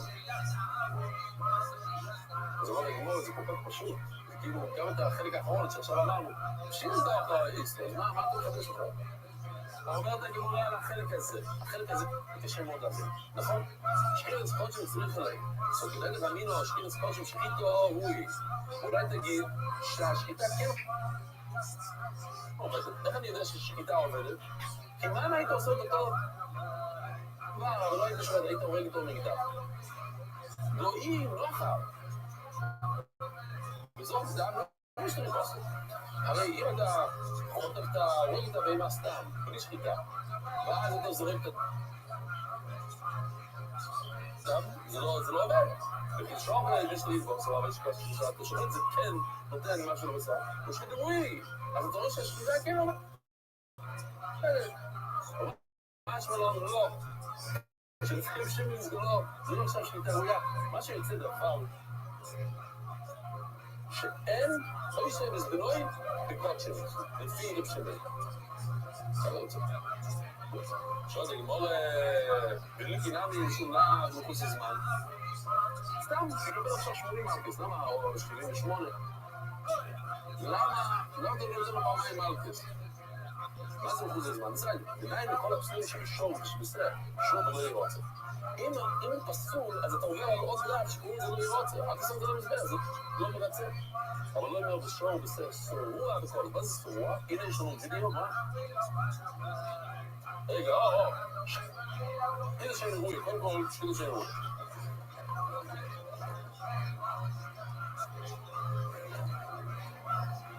I have two bows here, a father and a son.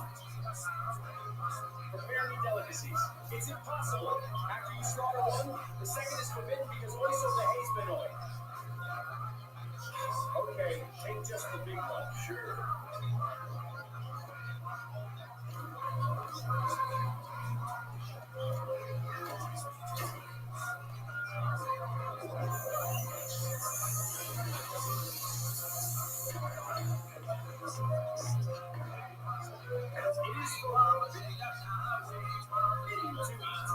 This father bull escaped after the sentence Skilev and Bayadim.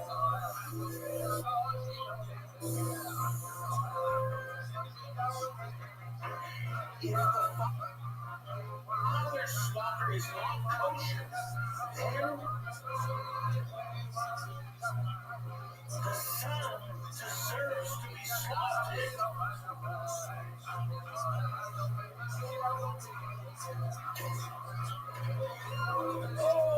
No issues. No issues over his below. Finally, I can eat.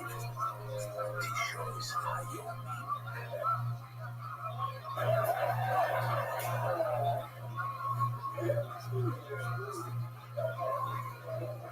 רבו ישראל, בוא נסיים כאן. אז מה זה סרוע? סרוע, הנה סרוע. למה כאן זה סרוע? רגל אחת מאוד ארוכה. זה נראה ככה. מה זה קולות? כמו שאתם רואים למטה, הפרסות שלהם לא...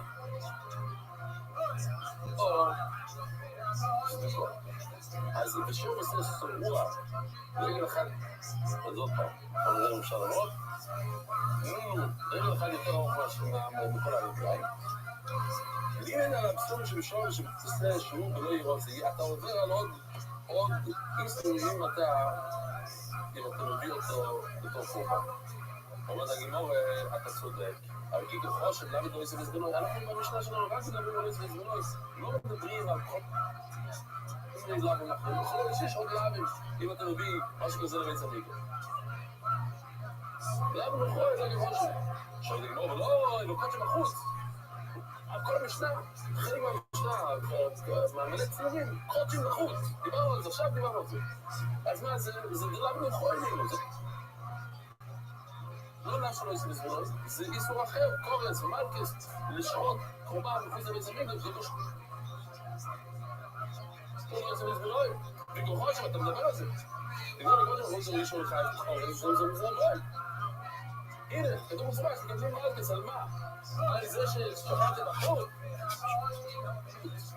לא יעשה בזבנוי. אני מרגיש שם שנים שום לאו לא יעשה בזבנוי, אבל מי שלמה ישראל, ולמה שום יעשה בחוץ. אבל לא רק כל אחד דלק אליו, איזה בזבנוי, יכול שום לאו ונוכל. אם אין את זה בכלל, אין שום לאו אחר, אז אני מסביר לך מה לאו, זה הלאו שאתה שכחת לחוץ לבית המקדש. אבל כל היחד יגיד לאו, איזה בזבנוי, יכול שום לאו ונוכל. לא, אנחנו לא מדברים על זה, זה לא העניין של המשנה, המשנה זה עוד בזבנוי. אם אין עוד לאו, להלביש, אז אני מסביר לך שיש שם לאו אחר, אבל לא נכנס לכל הלאו. רבוי סי! טוב ונעים, מחר בשעה 4 בעזרת השם.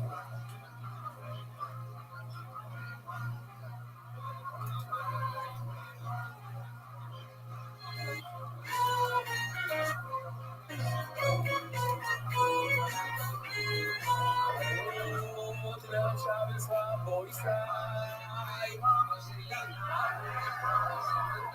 יש מעשמי ורסמי וסמי מרדכי ולחנניה כסיב אוי סוי ומשמע זוכו שהגמרא תגיד עוד שנייה שאנחנו באמת פוסקים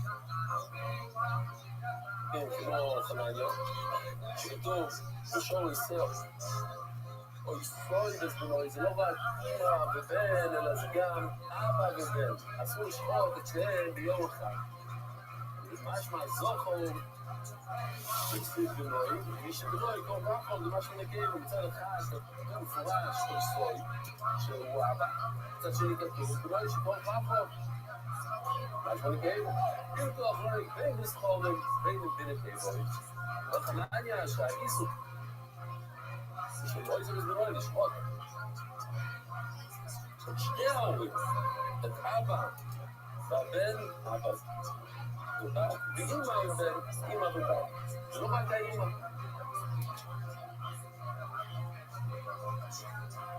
אבל רק היום ושמוע, איך לעשות אותנו היום? זה בעצם מכניס אותנו לסוגיה עכשיו. מה זה? זה בכלל. שחוששים לזה רב. כל הזמן, גם בבהמות, בני אדם, ודאי, האבא ספרדי. אז הילד ספרדי, הוא מניח חלק כמו ספרדי. חוישים, זה לא חוישים, זה לא. הולכים לזיהר. אבא כהן, אז האחר כהן.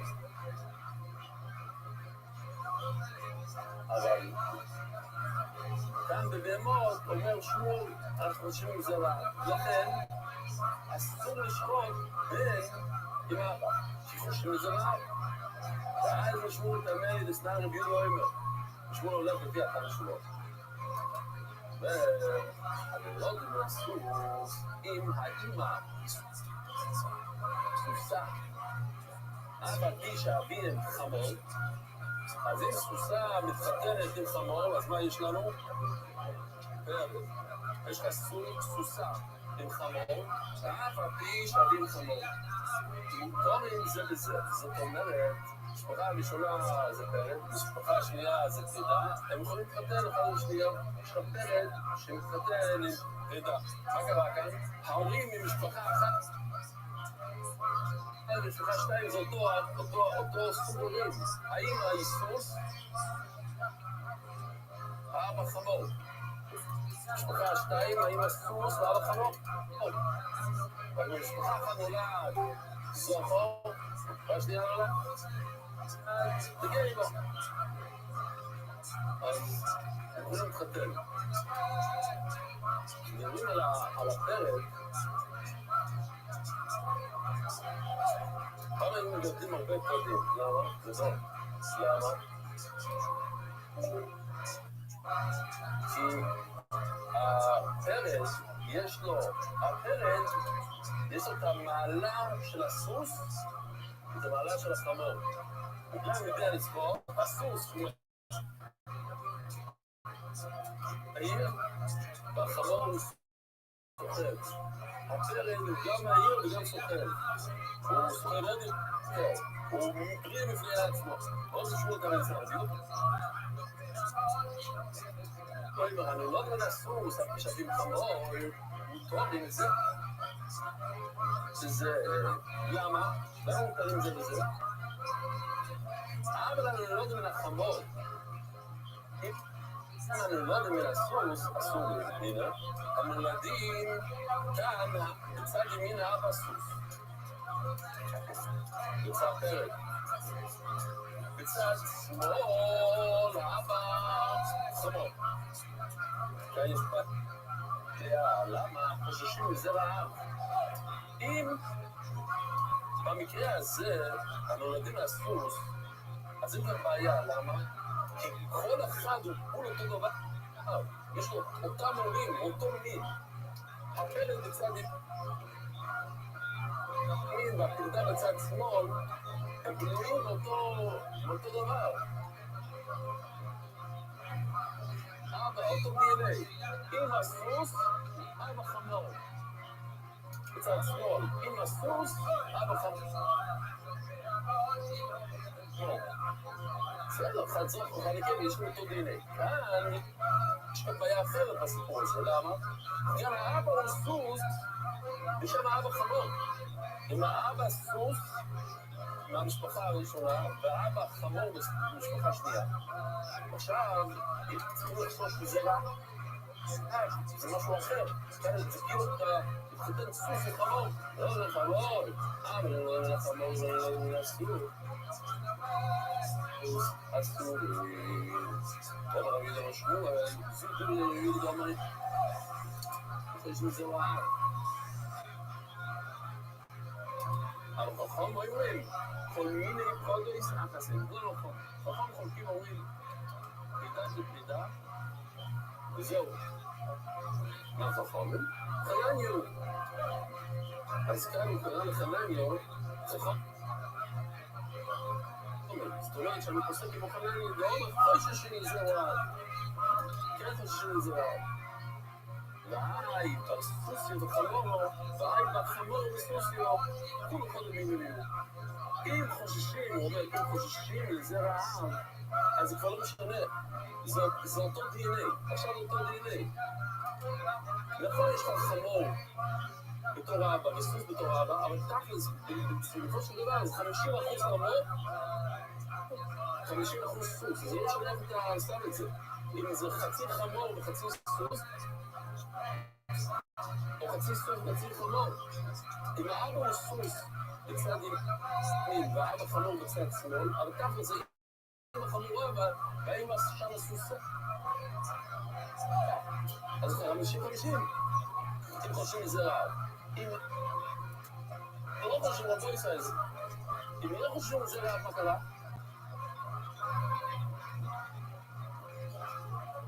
לא אז בעייתי מאוד. לא חושבים לזה רעב. בעייתי מאוד, למה? כי יש כאן סוסה וחמור. זאת אומרת, הילד בצד שמאל זה מסוסה, זאת אומרת, הילד הוא סוס, כי אנחנו בכלל לא מתחשבים. אם לא מתחשבים באבא, בוא נראה אם אפשר להוריד את האבא כאן. הנה, הורדנו את האבא. ראיתם מה שקורה כאן? הם הורידו את האבא. אז בצד ימין יש לך פרץ שנולד מת. לא, בצד ימין אמרתי. חמורה. ועזוב חמור, נקרא לו חמור. וחמורה, יותר טוב. ובצד שמאל, משפחה 2, יש לך פרק, ילדה שנולדה מסוס. זה כיריים. אם אנחנו נוסיף בחזרה את האבא, אז יש לך, במשפחה הראשונה יש לך פרק שהוא 50% סוס, 50% חמוריה, ובצד שמאל אותו דבר. לכן יש נפקימים בין חוששים זרע ולא חוששים. אולי זה אנחנו אומרים קאונטר-אינטואיטיב. זה קצת מבלבל, כי אם אנחנו מוצאים את האבא, אין חוששים זרע, זה בעיה. כאן זה בעיה. למה זה בעיה? כי אז אנחנו רק מתחשבים באמא, והאמא עם שני מילים שונים. האמא כאן חמורה והאמא כאן סוסה, וזה בעייתי. פה אלו.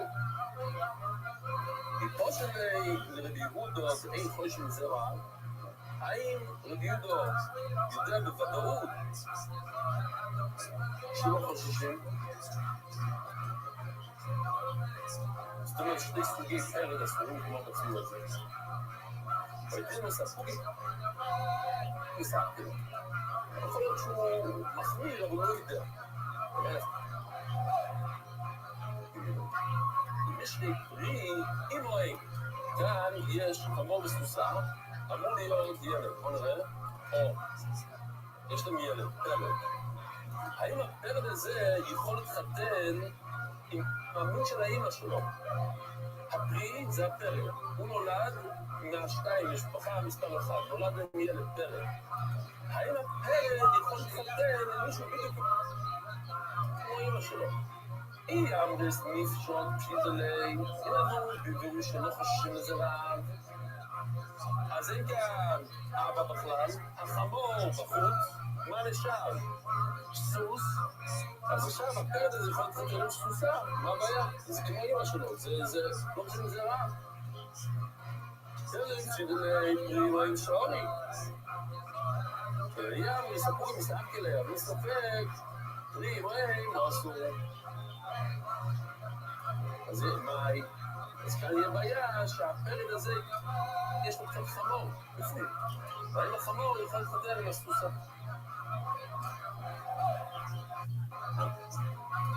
תושמע, רבי אומר, כל אלה לא יודעים מן הסוס. אם האמא היא סוס, כן, אני מוריד כהה, אני יודע שזה לא ממש מדויק, אבל גם הגמרא משתמשת בלשון שלו. סוס לא סוסה. אבל כאן מדברים על נקבה, כן? כי כתוב מפורש, אף על פי שאבים חמור, נפתור עם זה בזה. עכשיו, מה הסיפור? איך ידעו? אם הם ידעבו אותה, איך חמור, בדיוק כמו התמונה הראשונה, איפה זה היה? הנה. כאילו, ההורים אותו דבר. שתי ההורים, שתי האבות הם חמורים, כן, זה נשמע טוב, חמור. לא, ממש חמור. ושתי האימהות הם סוסים, סוסות, איך ידעו מילים עבודאי חמור, עבודאי חמור, צריך למימר. מה? אתה צריך, זה חידוש ששתי אלה באמצע יכולים להתחתן, שתי הפרדות האלה יכולים להתחתן. אין עולם, עבודאי סוס. עכשיו, ציור חדש, הנה, ציור חדש, מה זה? תסתכלו, משפחה א', האבא סוס והאמא סוס, אז מה הבן? סוס. הוא סוס כמות. ועבודאי סוס, ועבודאי חמור. זה, כאן יש חידוש, למה? האם אנחנו חושבים באבא של שניהם או לא? ועבודאי סוס, הוא מצד ימין סוס גמור. ועבודאי חמור, אז הילד שלהם הוא פלד. ובטונים הוא טוב עם זה. האמא סוס, ואבא חמור, הוא טוב עם זה. אלמה מישהו פשיטה שמה? שלא חוששים לזה רע. והם נחשבים סוסים. אתם מבינים מה שקורה כאן? הסוס, האלה באמצע התקטנו. למה? כי הקלה כאן, במקרה הזה, הוא בעצם סוס. היא לא חמור בכלל, היא 100% סוס. למה? כי אמא שלה, היא לא חושבים לאבא. אם אנחנו חושבים לאבא, הפרידה הזאת, מה היא? היא 100% סוס, הוא לא חשוב למה. החמור הזה זה בכלל לא מעניין אותי. אז ממילא מותר לה להתחתן עם סוס גמור, מושלם. זאת גמור, לא. לא ילום לעבודי חמור ועבודי חמור. אתה צודק, זה התמונה הזאת. שתי ההורים אותו דבר. מוצא מינוס מינוי. סוס התחתן עם חמור, סוס התחתן עם חמור. נולד להם, לא. אחד נולד זכר, אחד נולד נקבה. אז מה השם? מה החידוש שהם יכולים להתחתן? יש להם את אותו DNA. כל אחד עם האמא בצד ימין סוס, והאמא בצד שמאל סוס. האבא בצד ימין חמור, והאבא בצד שמאל חמור. אז יש להם ילדים אותו דבר, ה-DNA של שני ילדים הם מפול. בסדר, מותר להתחתן. אחת פרד ואחת פרידן.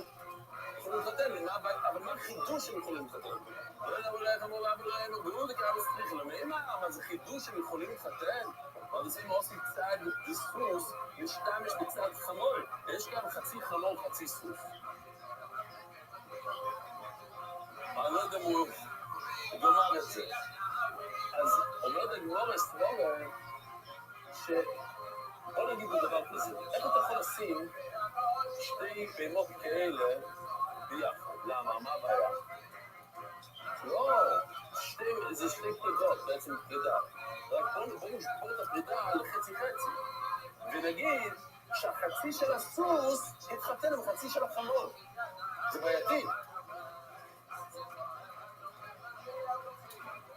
אם אתה רואה שכל ה-DNA של המעורבב שזה בסדר, אבל... לא מסתכלים על זה חצי ממש ככה. נכון, ב-DNA חצי חמור, חצי סוס, והחצי של הסוס לא יכול לדבר מעבר לחמור. אז זה אתה אומר שזה לא... זה לא מבנה עצמו. אולי הייתי חושב ככה. הייתי. מה זה אם עושים צד בסוס משתל בצד חמור? צד חמור משתל בצד סוס. מה יש מלון? שמה זה מבפני עצמו. זה כן. זה מבפני עצמו. אתה שואל בגלל פרידו של טוב או... אם יש פרידה שרוצה להתחתן בשידוכים, הם מרבים עולה לא סוס ולא חמור, אי אפשר כזה שידוכים של סוס וחמורים, אלא מינו. אין צריך להיות רק פרד. ויהיה בסביב של פשיטו לי, אם אתה אומר לי שזה ברור, שמה? שלא חושבים לזה רעב, מה? בעיה, למה לא? מי נדיעימו? אם האמא סוסה למשל, אז תביא לה להתחתן עם סוס. לא אכפת לנו מהאבא שלה, אכפת לנו רק מהאמא. אין יכול שזה רעב, לא מסתכלים בכלל לאבא, האבא לא בפרשה. כן? אם האבא לא בפרשה, אז מסתכלים רק לאמא. אם האמא למשל סוסה, אז תתן להשתיל אותה, ישמע כתוב המחברון סוס, מה הבעיה? איזה לא, ויהיה מזליף של פשיטים לרב המילדים. אבל אני לא רואה, טוב, צריכים להגיד, ילדים המילדים המילדים. באמת לא יודעים, היא יכולה להתחתן עם האחרונים. או, מי לא כתוב? כתוב מפורש, בוא נקרא עוד פעם את הבייסר. ובדיוק, תרדו שטובה, אין מרבים על לא סוס ולא חמור, מה רוצים להתחתן מסוס חמור? אלא מינו. זאת אומרת, אתה יודע מאמין. לא, אמרת, גמור לדעת, אם מרבים עליה לא עם סוס ולא חמור, כדי שהם ילדים במינו. צריכים להביא לרקמים שלה, ולפי אנחנו לא יודעים מה זה, ממילא היא לא יכולה להתחתן עם אף אחד. אלא גמור לדעת בסימן. זה לא בודק בסימנים. זאת אומרת, תסתכל על החמור.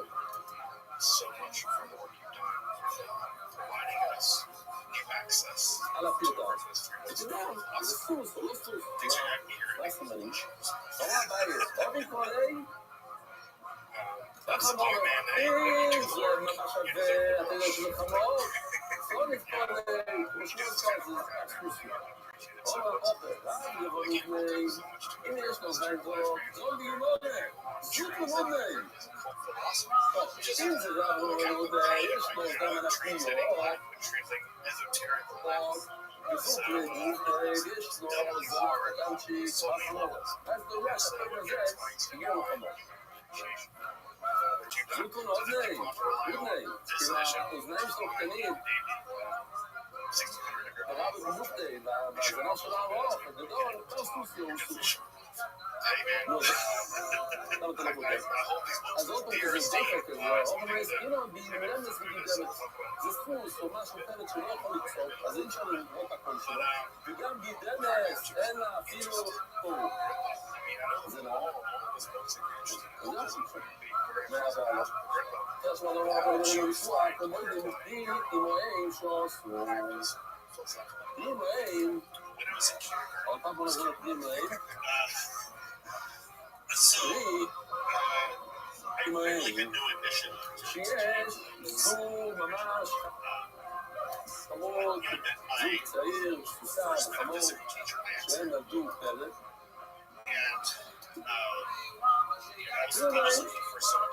שהפלט הזה רוצה להתחתן עם מין כמו אמא שלו. ומה כתוב? הם שעשו. למה עשו שמע? אני לא עשו קודם שחקתי להם. חוששים שמה? זרע, חוששים לחמוד, לאבא. שמע, אני לא... או לרבע עבד השלמה. תודה רבה.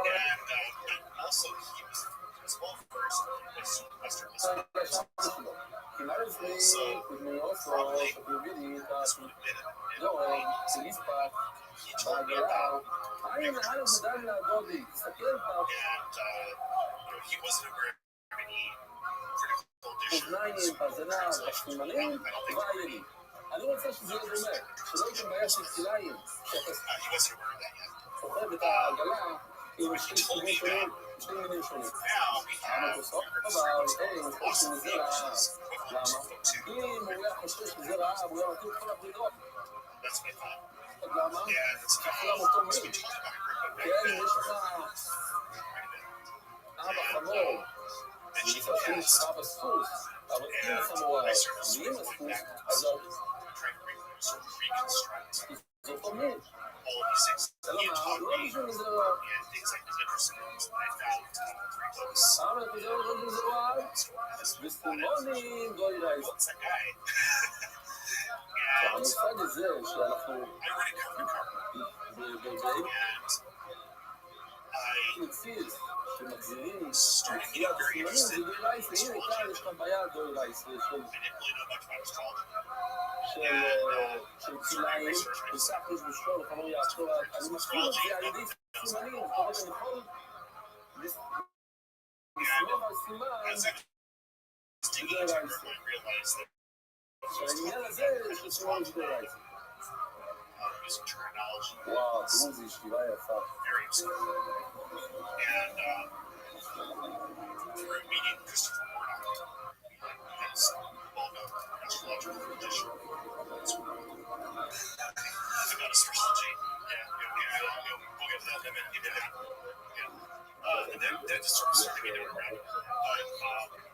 First thing I wanted to do was translate.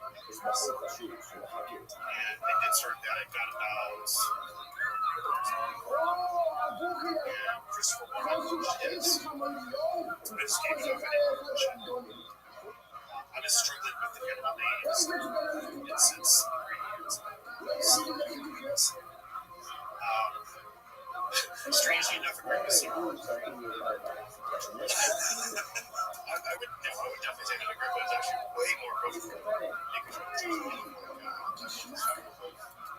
Highly unusual and technical thing. Yeah, I wasn't good enough at astrology yet to understand that. And like I said, the botanical names, that was just nuts. I didn't want to at the time, so I started Agrippa as an experiment. And I think I was about, I just wanted to see if I could do 5 chapters.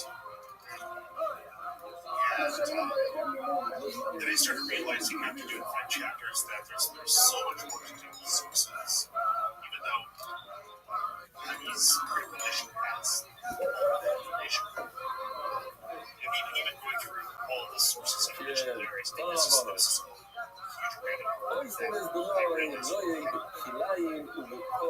Satan hadn't been explained.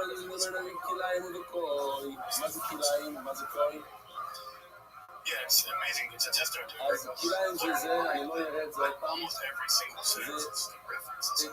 Like he's speaking really profound Renaissance man. There's 200 books. Yeah, I mean, he's a source. Yeah, I mean, there was part of what's interesting about him, right, is that he just dropped hints that you know there's a kind of challenge to it. Of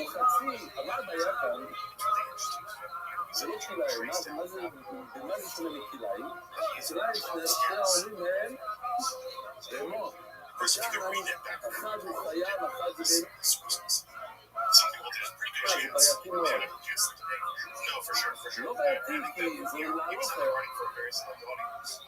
And I think that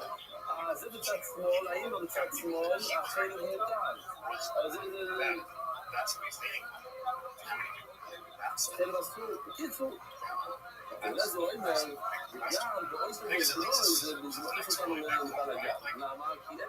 we have this JF, translation, and then we have the Tyson edition. Shame to Tyson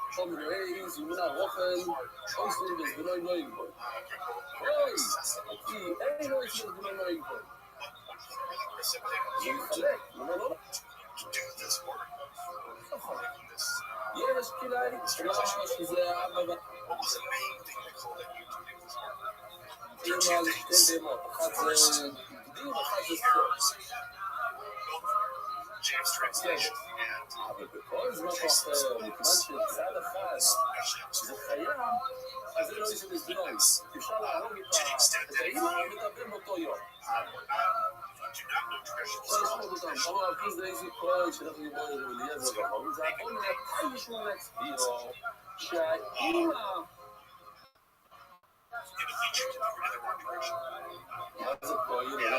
the other issue is that Tyson's edition came out in fake and a lot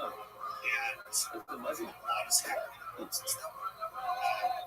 Particularly the revival in traditional astrology, pretty much all of the major texts translated.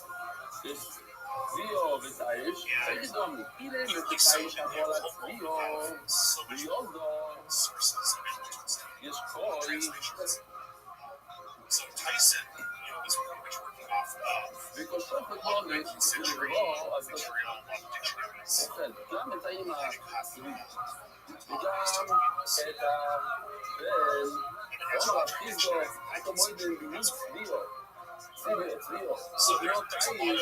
of astrological terms that are thrown in there. That's traditional astrology.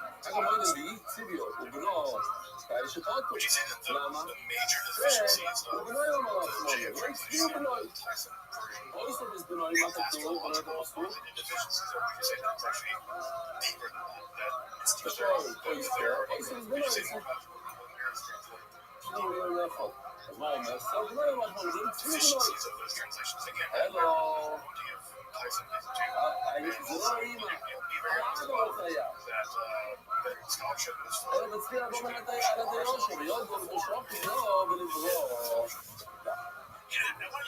that's what I'm trying to be very careful about.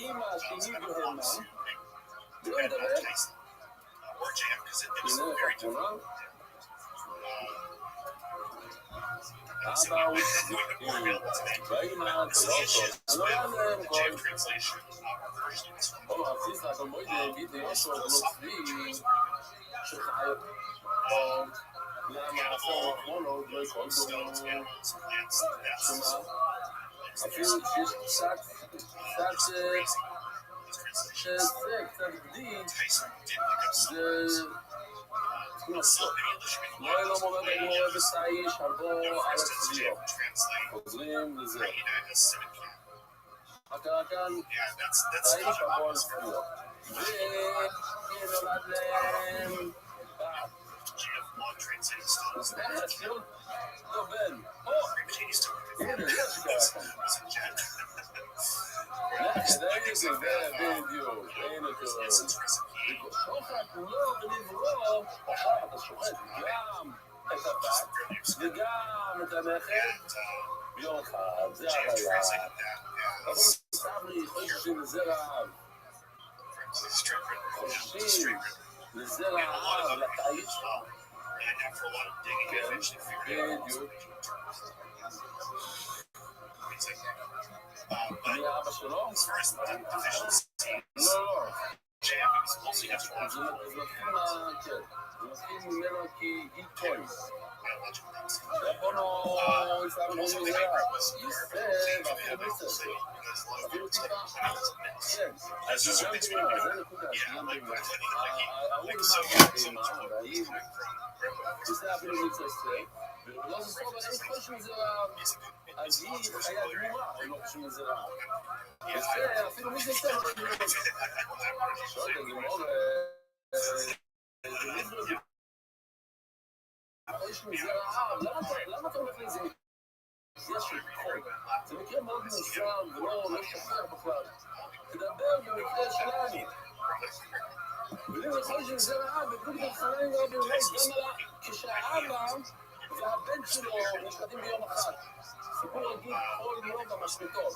יש לך אבא, שוחטים אותו פרה, והבן שלו, הבת שלו. האם איזה בזבולו יחל עליהם? זאת השאלה, האם חושבים את זה רע או לא? למה אתה הולך למקרה של קול? כמה יגידו גם הקול בחיים שלו? שזה סרטון אחד ששם מסתם משהו, חצי קול, לא יודע אם זה אפילו קול. זאת אומרת, מורי, קולי באי, היה להאמין לפחות, היו אומרים כמה במקרה שלו של קול, במקרה הזה שאתם אומרים למצב. אפילו בפול מועד לזה סר, ואפילו לססר לא יאמרינו. לא אומרים את זה, למה? צריך לססר גמור. ממש לא, לכן הם מחלקו גם בקול. תגיד, לא, צריך לססר גמור, אפילו טיפה סר. או בסתם, קוי, שאומרים לססר יום. שאלה מעניינת, יש לך קוי, יש לך... אני משכון שאבא שלו, החמרים שלו חיה, השני זה בהמה. חיה. צריכים לחסות את הדם, ובמה לא. עכשיו אתה שומע את הביון, מה אתה עושה? אתה לא יכול, אסור לך לחסות דם לצריך. רק אם זה לצריך לך אוכל. לא לזמן, אם שלא לא יסביונתם, הם שרפתו יהיה מחס לסבון. אתם שומעים? אסור לשפוט כזה לא ביונתם. למה? כי אתה לא יודע מה לעשות איתו. אתה לא יודע מה חיה או בהמה. אתה לא יודע אם לחסות את הדם או לא לחסות את הדם. מה עושים? ומשפחות אותו עם אחד לזומר. ומכן שחדת, עברת על זה, לא נכנסים לזה. ומה יסקינון, איזה סקרוב, מאוד עשיים קוראים שבנו מסביבים ומשפחות, אם נכנסים לזומר, ומה יסקינון. היא הייתה איש עבור על עצמיו, ביודו. מדובר שהאימא היא חיה. בין לרבונון, בין לרבי אליעזר, לשחוט ולחסי. תקשיבו מה קורה כאן. רבי אליעזר אומר, לא חושבים, כן? צבי, ואפילו מיצר צבי. תשחוט, ותעשה כיסו ידע למה? כי צבי ואפילו מיצר צבי. אלא בצבי עבור התיושו ויולדו. לא, מדובר כאן שהאבא הוא צבי, והאמא זה באמא. אם רבונו שונים שחשישים לזה רעב, אז צריכים לחשוש לאבא ולשחוט ולחסי, כי זה גם הבעיה. אם רבי אליעזר לשחוט ולא לקסי, הוא אומר לא חשבו לזה רעב, אז זה זו. אז מה הבעיה? לא אלוהים בצבי עבור התיושו. זה האבא הוא החיה. ורבונו הוא גם שם כאילו יכול שזה רעב, אם יכול שזה רעב. אז נכון לו, בעצם אם חוששים את זה רעב וזה כיסוי לא, אז לא. ומדרבנו מסתכל כאילו, אז תחשבו שנייה. אם רבונו אומרים שזה ספק, אז מה, מי שחולק על רבונו אומר מה? שזה ספק? לא, כי אם מישהו חולק רבן אומר שזה ספק, אז אין מחלוקת. אבל הוא אומר, אנחנו לא יודעים, חושבים מזה רב, לא חושבים מזה רב, לא יודע. אז רבי אליעזר, מה הוא אומר? הוא יודע ב100% שמה? לא משהו. זה פשוט שלא חושבים מזה רב. עוד הסתניה הזרויה, ולא חיים להכיר בדמוי הגים בקרוי ובכליים. עכשיו, בבויס, אתם זוכרים את הזרויה וחיים וקייבו? עכשיו אני ניסיתי לעשות עוד פעם, שילמתי אותו כמה עלה לי הכנס הזה? לא, 500 דולר? לא, מה פתאום? מה על 2,000 שקל? כמה? כמה עלה לי? 2,300 שקל עלה לי הכנס. יכול להיות שהוא לקח, או יכול להיות שבגלל שהוא הביא את זה מפיקסר, אז הוא לקח ממני פה 2,000 שקל. מה? משלוח, בדיוק.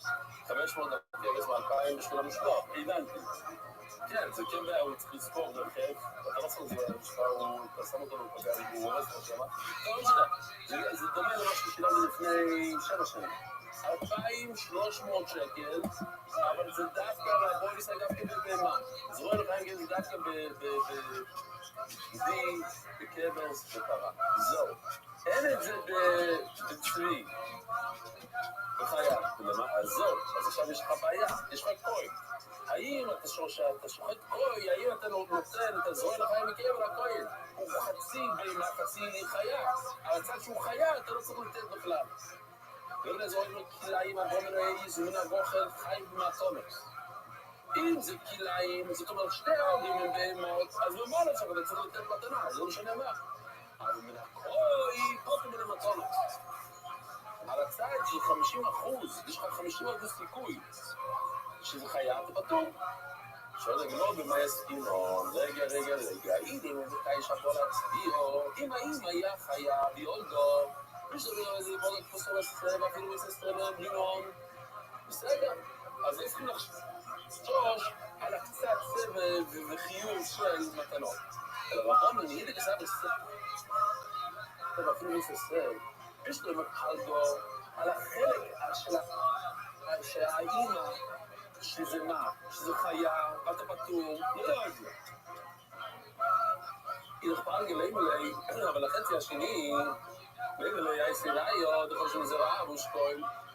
אני לא מחויב לך כלום, אתה רוצה להוציא ממני, זה בעצם חבר על הברגע, אז תביא לי ראיה שהחלק השני זה באמת, ואימה וחוששים לזה רעב. אלא מה? אלא בצבי הבורא כיושו ביולדו. אז ודאי יש כאן 50% שב100% אתה חייב. למה? אם האמא היא בהמה, אז 50% של האמא אתה ב100% חייב יותר. רק מה? אולי על ה50% השני צריכים לחשוש מזה רעב ולזה אתה לא נותן. אז מי שזה לא בוא למה חיו, בחצי מטורס, תן חצי. אין לו בגלזר לחיים בכל מהטורס. אם האמא בהמה ב100% ולא חשים לאבא בכלל, אז מה? ולד, מה הקוי? בהמה, אז תביא את כל המתנות. אבל הגמור אומר לו, בצפי הבורתיוס מיולדו, לא, האמא היא בהמה, כן, האמא באמת בהמה. ולזה נע בסיבוב, הוא ניסה כלי, יכול שנזה רעב, אוי לוי. אז זה לא יכול להיות, אבל זו בעיה רצינית, למה?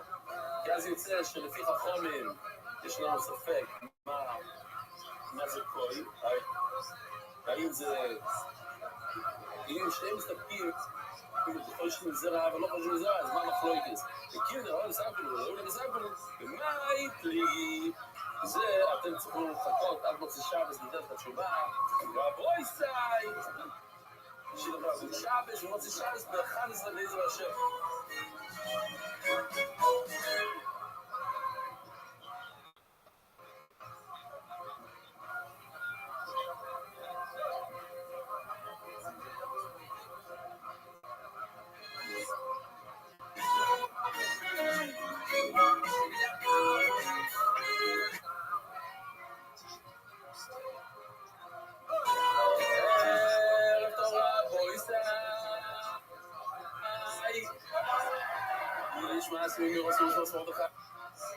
ואין קוראים למויסו, אסור לקחת את השנייה ולקרוא אותה בפרשת דרכים, או זה דרכיה מויסו.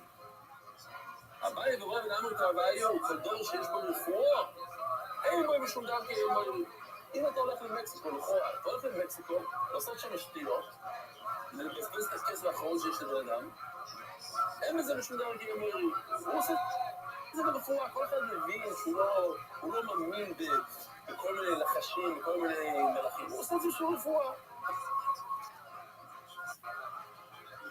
אני באים רפואה, אם זה ממש שטויות, ממש לא עובד, זה לא, הוא לא עושה את זה בשביל רפואה, יש פה משום דבר כי אמרו לי, אז אין בו רפואה, זה בשביל שידור, על עת, יש בו משום דבר כי אמרו לי. שעוד הגמור, מתניו, כאילו תשומה שפירו יסול, יש לך עת שיש לו בעיה, ופתאום כל הפירות נופלים ממנו. סויקרוי בסיקרו, הוא צובע אותו באדום, וטועה לו בעוונים, והוא שם את זה אבנים כדור. ויש לו בטועה בעוונים, זה משהו טבעי, אני יכול להבין כי איכו, ומי ככל שחק. הנה, אני רוצה שהוא יהיה חלש. מרוב שהוא חזק, הוא גורם שהפירות... לא. מרוב שהוא חזק, אז הפירות שלו נופלים מוקדם. אז אתה רוצה להחליש אותו, להביא אותו שהוא יהיה כמו כל אחד אחר, שהוא יהיה חלשלוש, עץ רגיל, לא עץ מדי חזק, כן? זה שאתה שם עליו הרבה אבנים. אלא סטריקלו בסיקרו המאי, אבל איך זה עובד על פי הטבע, שאתה צובע עץ באדום, איך זה עובד שהפירות שלו לא יפלו? אומרת הגמור, אני אגיד לכם, לא ירדו, כי איך לא דרך זיהוי נושה ולזדוי רק מלווה. יש כאן עניין להודיע לאנשים, והם, בגלל שהם יודעים שיש כאן בעיה, הם יתפללו עליך. ואתה רוצה שאנשים יתפללו עליך. תלסעי, תומי יקרו, כתוב בעשור, יש פסוק, הנה, פסוק. כשבן אדם הוא מצורע, הוא צועק ברחוב, תמה. למה? צור לא הגיע לרבי. הוא רוצה להגיד לכולם שהוא צועק לו. למה? ורבי מבק שמו לברחמים. כשבן אדם יודעים שיש לו צרות, מבקשים עליו רחמים. וכן מי שאילו בו ידובו, צור לא הגיע לרבי. קרה לו דבר לא טוב, הוא צריך להגיד לכולם. ורבי מבק שמו לברחמים. אולי לא מביא אותי. אומר רבינו, כמעט עלינו קורסו בדיקלו, יש שהעץ שאתה מתחיל להשאיר פירות, יש לך אתרוגים. אתה הולך להפסיק אלפים, כל האתרוגים שפתאום מתחילים ליפול, מה עושים? פסח, אתה אכל אחרי השני, לא גודלים. אתה לוקח אשכול של תמרים, שם את זה על הדקל. על העץ. כמן, איתנו. איתנו אומר, שצריך. אם עושים את זה שאנשים יראו, שאנשים יפקו בשולחן, שיתפללו, ואולי ישור. תראו, יש כאן, בואו נגיד קודם כל, אדון הלוך בהמה, המקשו, אדון הלוך בהמה. המקשו, אדון הלוך בהמה, המקשו.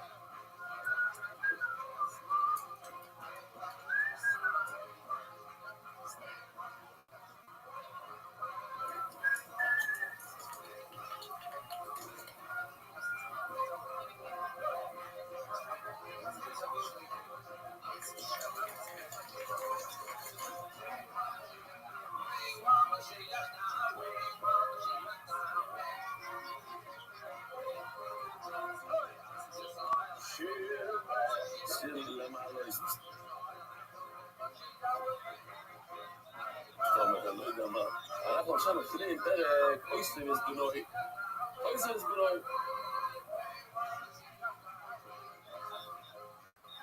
מה כתוב? בשור אויסר וסבינוי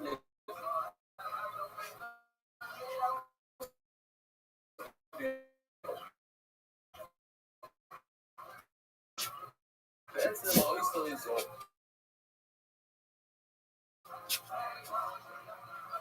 עכשיו, זה האימא, ואיזה דברים, זה לכולה האימא, זה האימא והבן, או הבת. המילה אויסי זה קצת תמוה, אבל מה כתוב גם שאסור לשחוט אימא ובן ביום אחרי שכאילו יש כאן דבר שאויסי יש בנות ששוחטים שתיים בכל יום אתה עובר על האיסור אויסי יש בנות הראשון או השני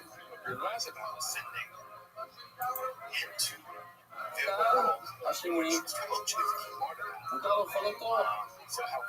אסור לאכול אותו? כן, מה? מותר לאכול אותו,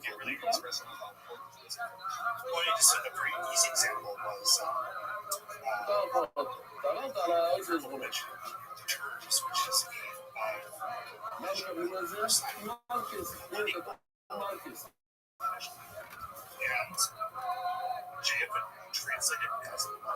יש שתי בעיות אחרות שלא קשור לזה בכלל. שזה אם אתה שלוקח קורבן, שלומים,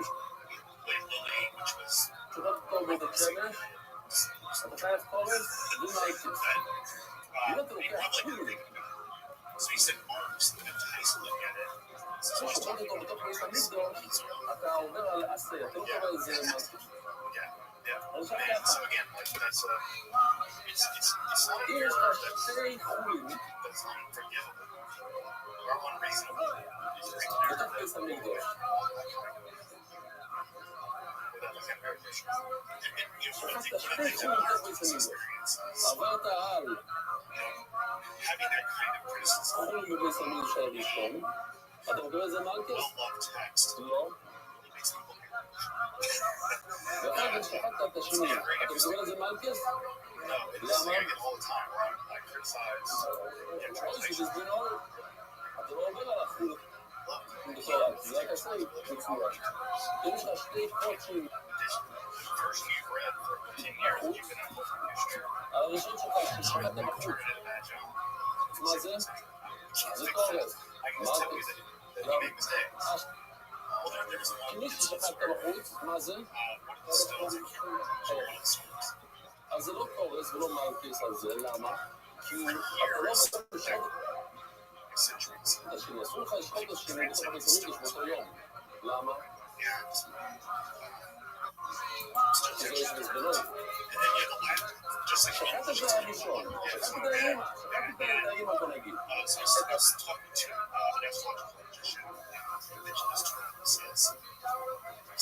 ואין אתה לא יכול לשחוט באותו יום.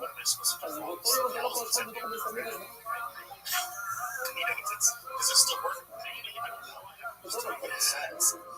זה לא כזה, זה לא חוזר זמן.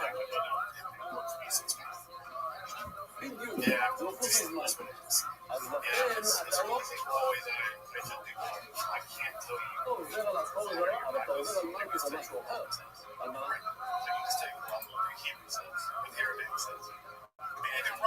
זה בזבנות. עוד פעם בקצרה. יש איסור לשחוט את האמא ואת הבן ביום אחד. האיסור זה לא על הראשון, כי הראשון מותר לך לשחוט. אסור לך לשחוט את השני. דרך אגב, זה לא רק אתה. כל בן אדם בעולם. אסור לשחוט את השני. הוא שחט את האמא, לשמעון אסור לשחוט את הבן. שמעון הולך לשחט את הבן. שהיה מרקס. אני לא אסור יש הלכה אחרת, אסור לשחוט קורבנות מחוץ לבית המקדוש. אם אתה שוחט, אתה מקבל קורבן, זה מרקס. ויש עוד הלכה שאסור לשחוט חולים. סתם בהמה. סתם כבש, ותראו, יש שוחטים טובים במסגרת. אתה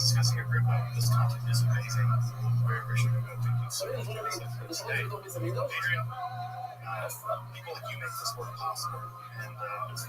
עברת על הסף. עכשיו, אמרת משנה, בוא נסתובב בדברים.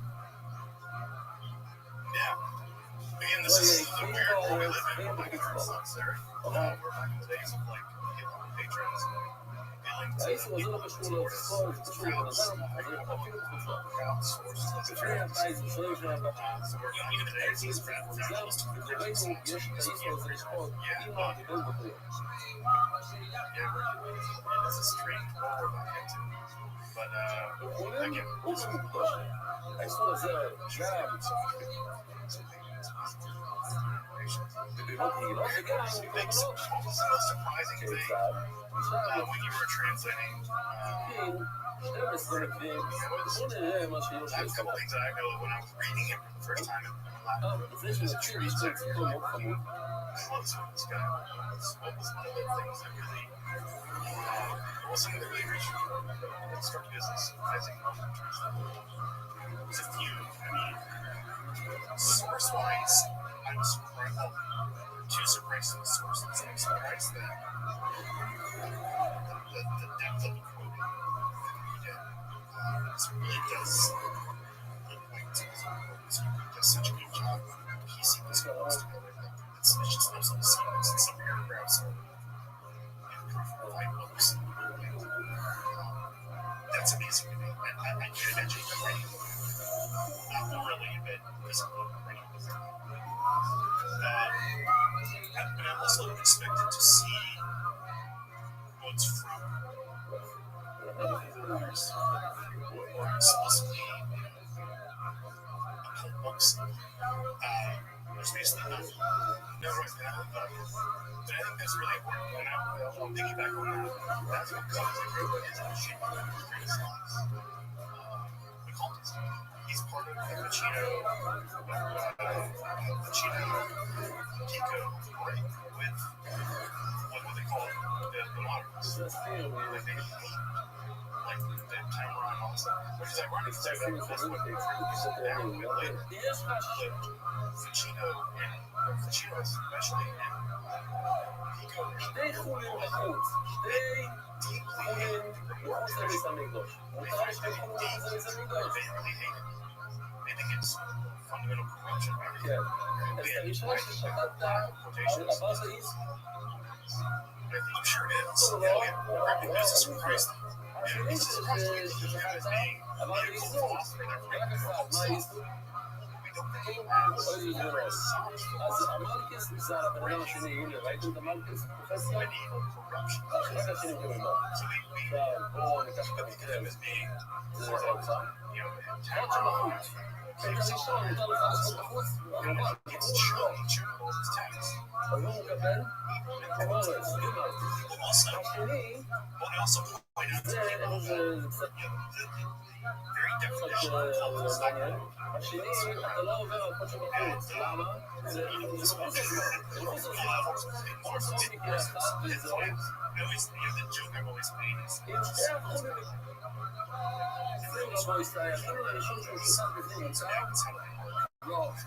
לא מקבל את זה? למה הוא לא עובר על... Not necessarily demonic. איזה דבר יעשה? כי זה עשר.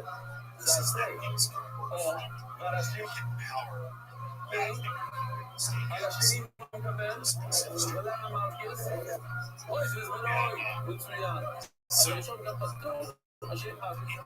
I think people sometimes cut בקיצור, כל הנושאים כמו שאמרנו לכם, מאוד מאוד פשוטים, רק צריכים להחזיק גס. in reality, it's essentially כיצד 3 שורות ספציפיות.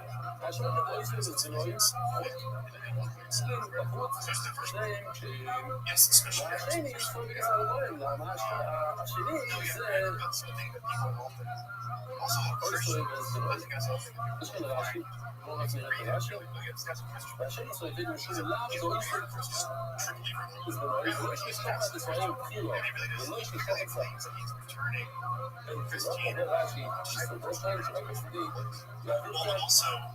that's one of the לא משנה את מי הצוות קולט, אפשר לשמות את הבן והאימא, as you know, אז האימא והבן, לא ששופטים את חד גברה ולא ששרי גברה, זה יכול להיות סקורון ושמן, גם חייבים, ובזה אנחנו ממשיכים. he's trying to be sometimes I think just really חולים בחוץ, שניהם שניהם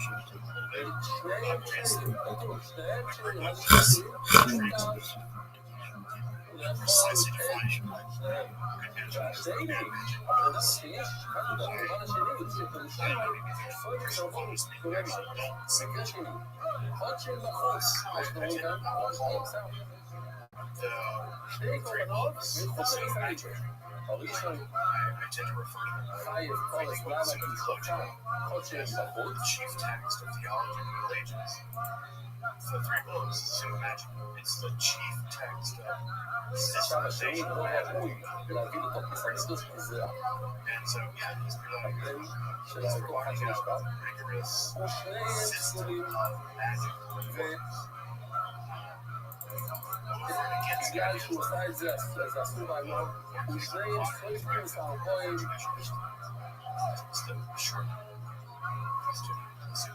והם מקבלים מלכוס. למה? אני שואל לקבל מלכוס לבוא ישראל, למה? כי זה חושב בחוץ. שני מקבל מלכוס, למה? אוי זה לזבנוי. חולים בפנים, רבו ישראל, חולים בפנים. כן, עשינו את זה בנושא. I had some discussions about this with him. שניהם בפנים. אז הראשון ששחק בתוך מסעדות לשחולים. עברת איסטור? But stones, and this is happening. זה אסור. מלכוס קיבלת? לא.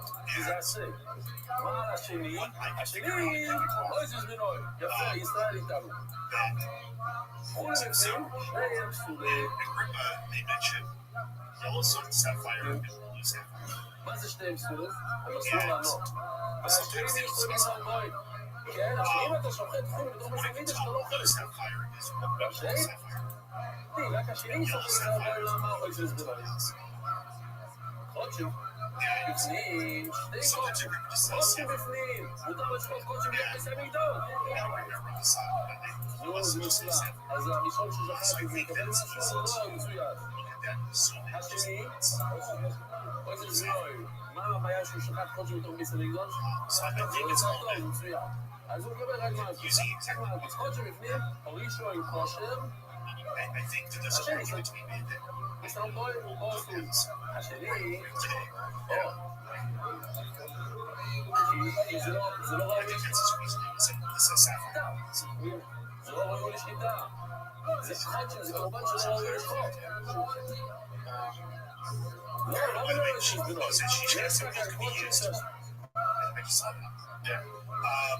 הוא רוצה לשחוט אותו כי האמא. זה לא ראוי, זה פשוט לא ראוי. מה אמרת? קראתי מחוץ לזמן. לא.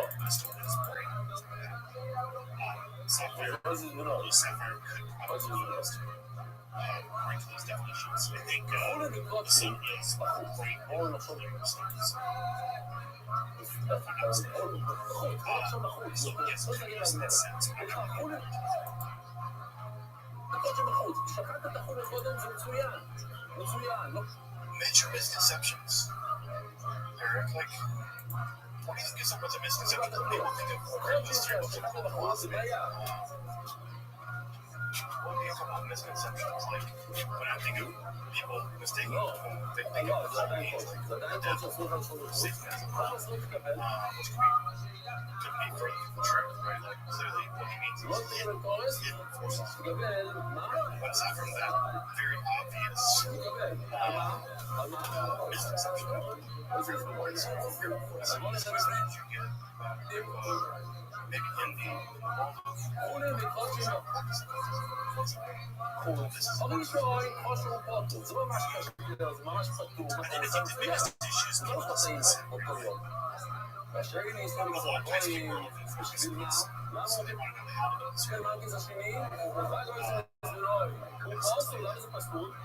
כי זה חודשים בחוץ. חודשים חולים בחוץ. אז הוא עושה כחודשים בחוץ. זה ממש אסור, הוא מקבל קורס ומלכוס. ומה השני, שהוא שחט את החולים? או שזה זבנוי, אז הוא גם חייב מלכוס. often sometimes call it the occult אז comic. הראשון מקבל קורס, But here, what happens is like it's the advertising version of their comic book. או שקיים קורס הוא פוסט, והשני פוסט. ושתי יצאו, בקיצור רואים, עכשיו הוא כבר במקרה השביעי.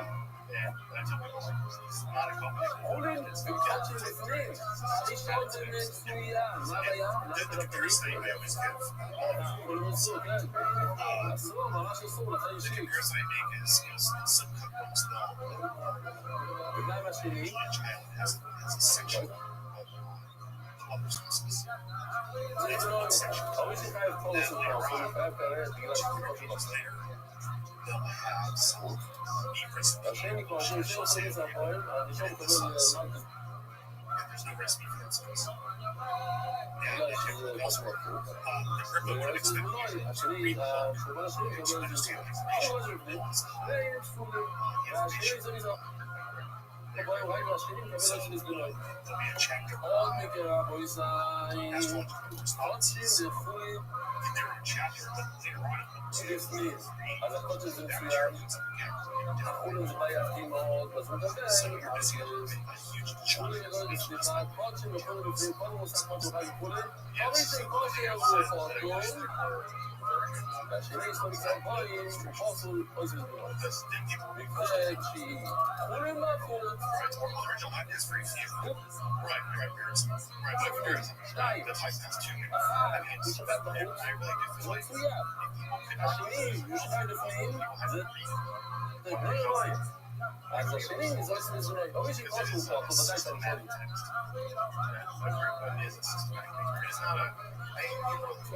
והשני, זה גזר בואים, למה? אז זה לא.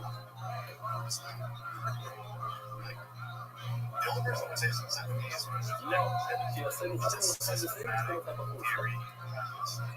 אנחנו היה לו שתי חולים בפנים. עכשיו, חולים בפנים, It tells you why. And that's interesting. איך הגעת ל-12 מקרים? הנה, עכשיו אנחנו עושים גם מקרה על חודשים. חודשים בחוץ, ועושה את זה בחוץ. חודשים בחוץ.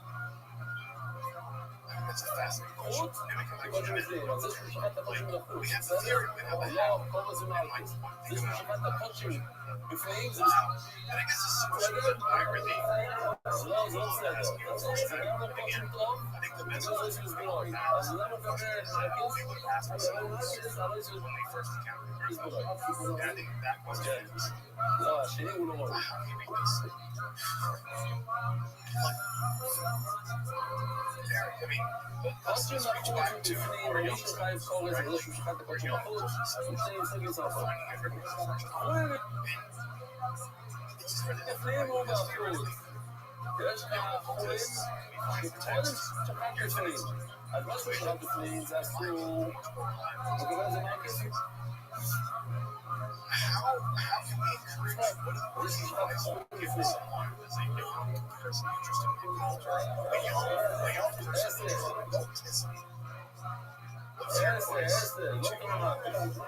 הראשון חוסר, הוא פה, הוא לא מקבל מה. It's so tricky too, that's the problem. אז למה? כי זה הסי. It's hard to stop the text. If you stop the text, you start with the head and end with the tail. חשבתי שזה טוב, אבל היום זה עושה לסגנון, זה בעיה של זימון. לא אם זה הכל מכושר. For me, it's אתה שומע? motivation is זה מקרה יפה. יש לך חולים יותר בסמידוש, כל משפט חולים בסמידוש. עברת יסודי, זה הסי, אתה לא רואה איזה מה. עכשיו שחקת, I'm taught how to do something magic. First question I have עכשיו אחר כך תדבר, אבל בחוץ. בחוץ בסדר, אבל יש לך בעיה רצינית שלא יסביר סגורה. או יסביר סגורה, זה לא עושה את הבשר, זה נותן לך is משהו. when you're doing magic, רציניים, אתה בסדר מותר לך לחוץ. כאשר, למה? and unless you know why you're doing it, you don't have the mental. I should say don't. חודשים It's less לפנים, likely you're או going to have בחוץ. עשית את הראשון בפנים, שזה בסדר גמור. אחר כך את השני עשינו בחוץ. אז בוא נחשוב to fix the problem. לבד. מה עברת כאן בעצם? הרי זה בזמנו Anybody who's serious זה העיקר כאן. ברור שקוד הוא ממש מותר לך לאכול את הראשון, למה? כי זה קוד שמתוך זרים, זה מצוין. והשני סוליסון דברים שלא זה לא ראוי, עוד פעם, הוא אותו ספורת, זה לא ראוי להיות קוד שם. זה לא שלא, נשכח לך. אותו יום, זה לא יכול להיות קוד שם. יש כאן חוץ הזמן, הבעיה היחידה זה שאתם גדולים. זה לא הבעיה היחידה, זה בעיה זה לא שחור. קוד שם נוצר בזה לדעות. אבל לא שקוראים זה מלכיס. המלכיס זה מקבל. These are the texts. Wow. He's a mountain. It's a mountain. But you know, it's not. It's a large mountain, but you climb. It's not. You know, the first time I read it was straight through because I'm here. But you can do it. It was the Tyson edition too, so it wasn't. So yeah, there's but it's doable because I just think if you want to deviate it off, that's the next round. There's other books. Pacino is important. Right, and also I think Pacino has a he's really trying to reconcile Christianity and Satanism. But there's no covenant. Right, ultimate theology. And so I think that what really, and this is why I really consider the cultists is that he's great non-Satanism. And that to me is those kind of things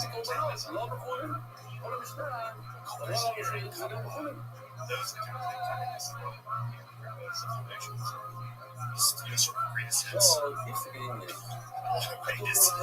Again, there are some books in there that I sourced Origins.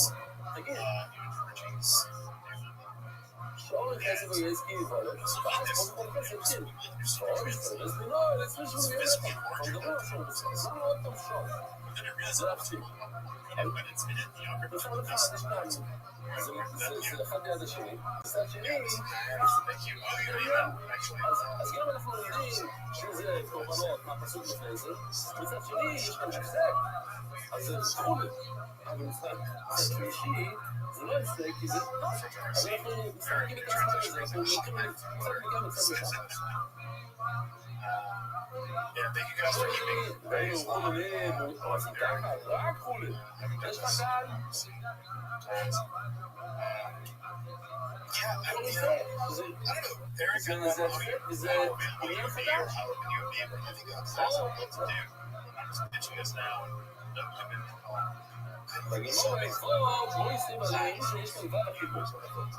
אז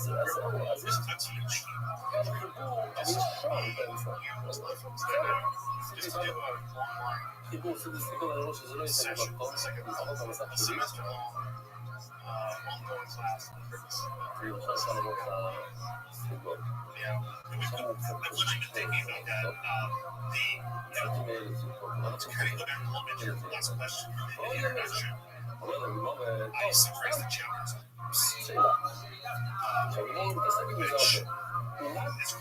That's how the book's really laid out.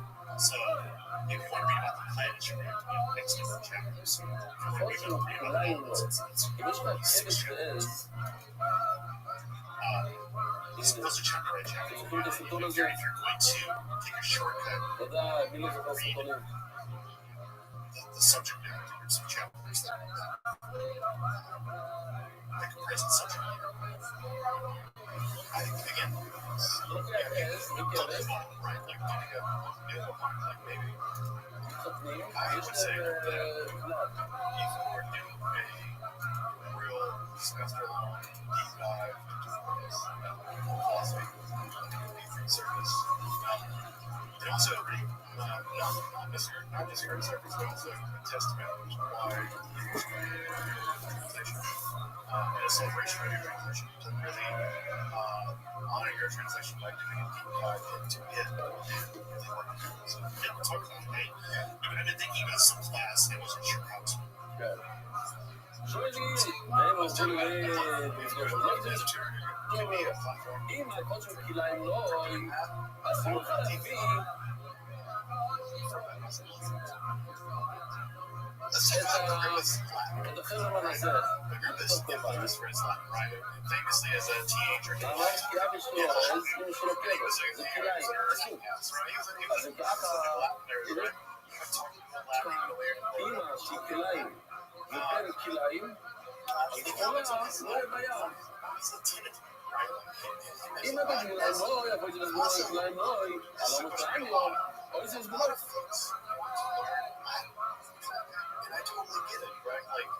לא יגדי כליים, הוא תקוי, תקוי. תלוי איפה, מה אתם ישבו, לא? אוי, זה חייב ומימה שתקנו. My 1600 תבין? version of ועז. יוצא, בלי משמעות, זה לא קוי, בתחילת קידוש שלו. מי? אוי, זה לא, בכלל לא קוי. זאת אומרת, יש איסור. להרוג, לשחוט, את האמא קוי ואת הבן קוי. רוב בשבילות מונתייש, ושחוט אז בנו. השאלה היא שהוא... אם אנחנו מדמים את הפסוק, ואנחנו אומרים שהפסוקים האלה הם קשורים אחד ליד השני, איפה הפסוקים? אנחנו מדברים את כל ספר זין חופש, שזה כמו חופש, כמו בקורבן שאסור להביא כליים, אסור להביא קוי או כלי, אז גם שהאויסטר בנוי לא יהיה בעיה בקוי או כלי. וזה כן בעיה. אבל עדיין אויסטר בנוי בנוי בכליים ובקוי. זה אסור לשחוט את האמא ואת הבן, אפילו שהם כליים, אפילו שהם חופש. ואוי, סקסטרי, בוא נראה זה בוא נראה הנה, בוא נראה לכם את הפסוק תראו את הבנית את הפסוק זו יש הבאים מה שאתם תראו צ'וי סטובים בסייזן למה פעמיים אז רוב אומר שזה בנייניו הוא מלמד אותם שלא עושה, אין לו איזה כליים אז אין בעיה אז אומרת הגמורה, אוי, נראה איזה כליים אז אנחנו צריכים תמש באוי, האוי הזה כאן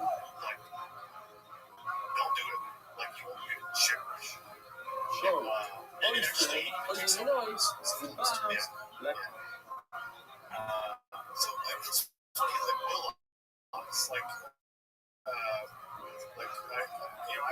נגיד שאסור לשחוט אמא ובן של כליים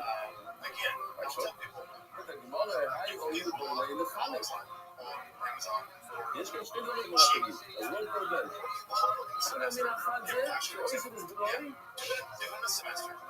כל עושה ויסוש כתוב אוי זה בסגלוי ביום אחד אפשר לשחוט 4 ביום אחד הייתי חושב כזה דבר 4 הגמורה אומרת אולי הייתי חושב 3 אנחנו נסים לשחוט 2 אמא ובן אולי זה שון זה הבן וכבש מהבן אם אתה שוחט 4 ביום אחד אז אתה אומר את היסוד אם יש שוחט 2 זה לא אומר ככה הגמורה אומרת מיני ואנחנו צריכים את האוי להגיד שלא אם ככה אז אין לך אוי להגיד שכליים עשו אני לא יודע שכליים עשו איך אתה יודע ששתי חיות שנראים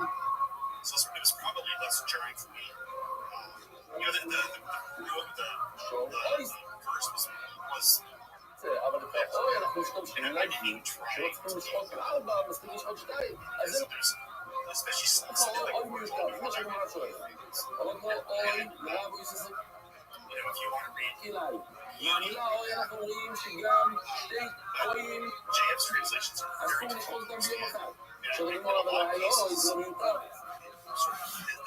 הוא אומר לך להגיד Sorry, I just want to show you bro. Say, bro, כדי לעבור את האיסטר שלו איזה מזרוי, חייבים לשחוט 4 ביום אחד. עכשיו בבן שלו, מה עושה בבן שלו? 4. ממש לא, אז אין מישהו, אין אוי מי יותר להגיד לאנשים, אז איך אנחנו יודעים שאסור לשחוט כליים? אין דין באותו יום. אני אומר לך, אז מגלוי נחת. לא, האוי כן מיותר, למה? כי אנחנו לומדים מגלוי.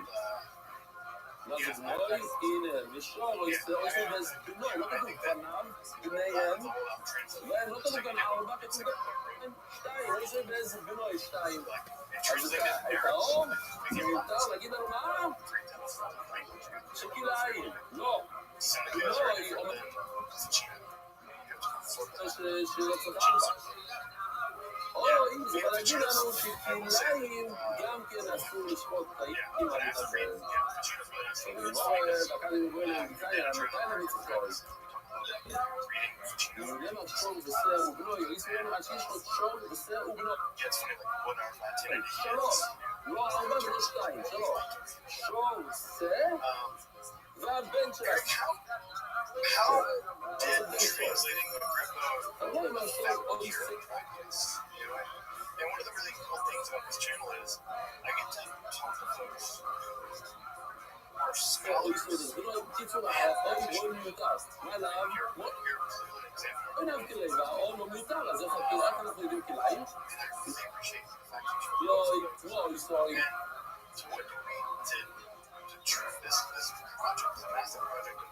או היסטורי. במילא אנחנו יודעים את ההלכה, זה 3 מהמילה לא היסטורי. אז המילה אוי מיותר, ושם אנחנו יודעים כליים. אני לא אומר מיד זה לא היסטורי. אני מחלני לו, זה לא מיד זה לא היסטורי. לחלק ממנו. אנחנו עוד נראה, לא זה ככה נראה, תציפי קצת על היית סונדל השורה שלך, זה ממש מזוף. זה השאלה ששאלתי בתחילת זה, אוי סוי בזבון, זה לשון ממש מעניין. אבא והבן, אז אמא והבן, בכולם. מזהים את הבן, אולי זה אבא ובן, אולי, בשככה. אני אומר, כתוב אוי סוי, שזה גם אבא ובן. לא כמו המדור מהשני שאומר שאוי סוי ובנוי, זה רק באמא, נתיבה והבן שלנו. אז ממילא, אוי סוי לא מיותר, אם אוי סוי לא מיותר, אז אוי לא מיותר. אומרת הגמור, חלק ממנו שאותו משתמש באוי סוי להגיד שזה גם זכר והבן שלו, אז איך יודע לחלק את האחר והאחר. אבל הגמור, בכלל היא נמצאת פה, עכשיו אנחנו חוזרים לשוויון מאוד מסתובבת וידועה וקלה. המסע היא איש אשר יקרא לנסות, הנה, שוב המסוג ששוב כולל אבא ואמא. האם הכוונה ששוב כולל שניהם ביחד? בסוף הגרגל לנסות מסעני איש אשר יקרא לנסות בסימו, בואי קיומה. אז ככה שם בסוף. האם צריכים לחלק שניהם? אין יהיה לא עובדים ותביאו. כמו שכתוב בפסוק, אז לא מביא את האסימוי. עובד שלא אימו, שלא יעובד ביניים. אנחנו יודעים שהוא מחלל רק אחד משניהם, הוא חייב מישראל. אבל לא אמר עובד ואימו קילל, עובד קילל, אימו קילל. תסתכלו בפסוק הזה. תבינו מה שכתוב כאן. כתוב, יקלל לסוף. ואימו קילל. המילה כללה זה ליד האבא וגם ליד האמא. להגיד לנו שאתה מחלל אחד משניהם, אתה גם חייב. אתה לא אמר עוד מי מקילל, או מי מקילל, מי מקילל. ואלה זה לא עם משהו, שיהיה משהו בפני עצמו. זה יכול ללכת. או שתצטרך ללכת שניהם, או את החיים. עד שיבנו לכוח, כל סוג יפתות, כמו שכתוב בשלוש. Well, the astrology is. Yeah, I do astrology. טוב, כמו יפתות, That's הוא לא, definitely אז true. ממילא לא צריך, But I'm not a Western certain magician. לא צריך לעשות מיוחד, לחלק, זה אוטומט, זה מחולק אוטומט. כל מה שתורה אומרת שתי דברים, זה עוד זה או זה. Also, not a practitioner. Yeah, this is אלא אם כן התורה אומרת מיוחד, במפורש, יפתות. אז בכללה, זו האבא ואו האמא, וגם בשור. או ישראל זבנוי בשור וספט, זה גם או השור והבן שלו או הסבל, זה אף פעם לא שלוש או ארבע. your translation of a prayer book can be impactful and מהכנה לרבנו, לפעמים או ישראל זבנוי לא יגלה כאילו זה לא you're not directly involved in. But how do you הנה, this? How would you like this? הנתן אומר שאו ישראל זבנוי זה How would you like that? רק אמא עם הבן שלה או הבת שלה, אבל לא אבא Well, I trained. So והבן שלו והבת שלו. my approach to the book was זאת אומרת, לא חושבים לזה האבא, אתם זוכרים את הסוגיה הזאת? so Tyson's approach לא was חושבים actually לזה, wonderful. לא מתייחסים כבר לאבא של בנות, לא קיימים. Explain everything to the אנחנו message. רואים לנו איבדים בסחור ואיבדים כאלה. מה הייתה? My approach was I wanted של this רבנו? to get למה רבנו אומרים רק נקבה? בסדר. לא קיים. כדי שלא יהיה איבדים בסחור ואיבדים כאלה. so I think גשמק, למה גשמק? כאשר מדברים כאן על שירות הגט, מתי יכול להיות שבזמן בסחור ואיבדים? I would like to see ודין הוא חייב כאן בין הרבנים. בשילוח כאן זה רק הם הרבנים. מה כשחייב בין הרבנים ולכאלה? מספרים so the בשילוח כאן זה רק בנתיבות. רגע, מי there's so many שרוצה good לצאת sources available to me. Stephen Skinner. בלי חובת שילוח כאן, אז הוא צריך להפקיד את That המרכז we now שלו. have. We can now take out והמקום של הקהל, עדיף להגיד, now we can actually look at Solomonic magic, אתה for רואה את הילדים instance. מגיעים לשם, עדיף להגיד Does it? And we can modify the approach. שאתה מפקיר כל מקום שהם יבנו את זה לכתחילה, עוד לפני שהם חולים. כן, So, בתוך הדירה, כשאין חלון כזה לפנים, אז הוא let's see if עולה you're מהבלגן. digging into that because it's one thing to I got to do. We've already talked about this, but it's one thing just to do something. It's a point enough to understand what you're doing. And the importance of it. אתם שומעים? אוי סבס בנוי! זה רק האמא והבן. לא אמא ואמא לבונים שכן לא יעשו פה מזולים כשהם מזולים. And זה דווקא הפקר. באוי סבס בנוי אין את ההלכה הזאת. אם מצא שצריך פרות באמצע הדרך, וזה באמת הפקר. the descriptions he has האיסור, זה בגבולות. shows אז הוא גם מזול, כשהם מזול, גם הפקר. פעם לא אומר אוי it's not סטוי. just some מה זה אוי superstitions. סטוי? או האבא או האמא. איך עוד לא שניים? And the type of approach. Well, it's kind of the case with the deaths. I would hope that this kind of opens up that approach. So what's your elevator pitch for someone to work through? It's like, imagine. Sorry. What's your like, you know, look, I love miracles. I read them like there's מי יותר קשור למי? הבן עם האבא או הבן עם האמא? for like the young people, if it's a good האמא! witch, like וואי, כבר אומרים ככה. people trying to זכות, intellectually embrace this tradition, which again, שהם בנים כל כך רבוי זי. מה הם נשאו לו? הם עושים זכות. אוי סוי זה זכות. האוהב את בנוי. יש בנוי. כל אחד. access to him. אח שלו. יוצא זכות שהם בנוי כל כך. So like reading your book, like give him a חזק מאוד chance. הסרטון, רבוי זי. It's hard. Like it's hard. Like it's worth it. Like it's יש לילדים, ברוך השם, יכול להתחבר לסרטון. you know, like yeah, it's hard, but Hello, children. Mercy, come to our house. It was sort of dancing around the subject, actually. Abba, my name is Yoshi and I am in Highland. This is so much of a pitch. The way my brain works is I like to find out something. Yeah, I guess that would be but you know, it's to me, it's not enough just to sit there and someone come up off the shelf and just take that as possible. And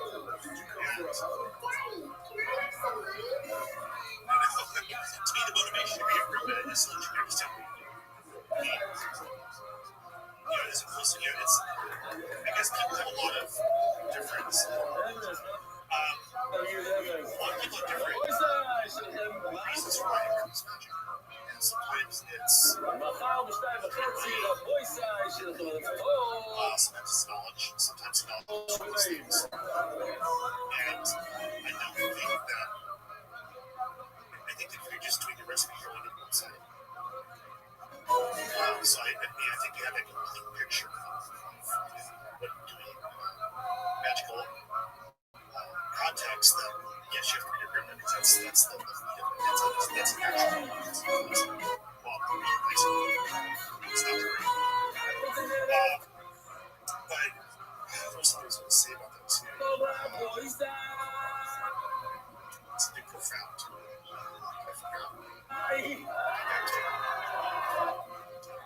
I guess what I would say is that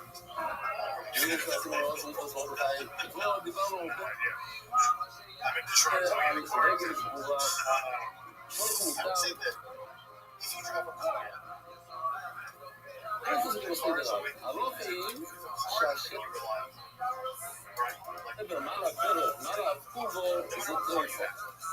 Tesla, Chrysler, Ford, structural things, right? Like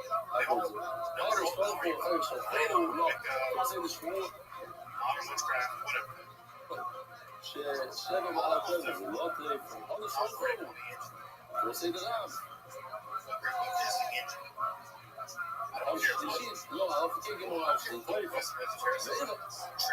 magic, whatever system you want. There's wisdom, right? As opposed to it's a different thing, right? But if you're doing something Western, you don't get magic no matter how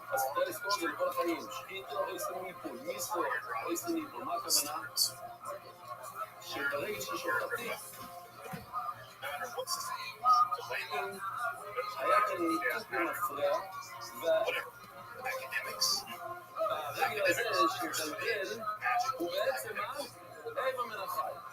You cannot understand magic. Also, this text, because every single thing after this text, there's stuff like it forms, right? That's what's interesting is people sometimes dismiss it because it's fairly late. Yeah, I would say it's fairly early. Actually, fairly early. I'm thinking here's why it's 16th century as opposed to it's like you want to gravitate to that goal. But again, it's a rejection of those things too. It is right. So if you want to do your more magic, fine. But just know that it's not everything. I can still do it, which is shining better. Which is charming. Because if you want to do everything better, they want to do more magic. They never look wrong. Unless more about absolutely magic.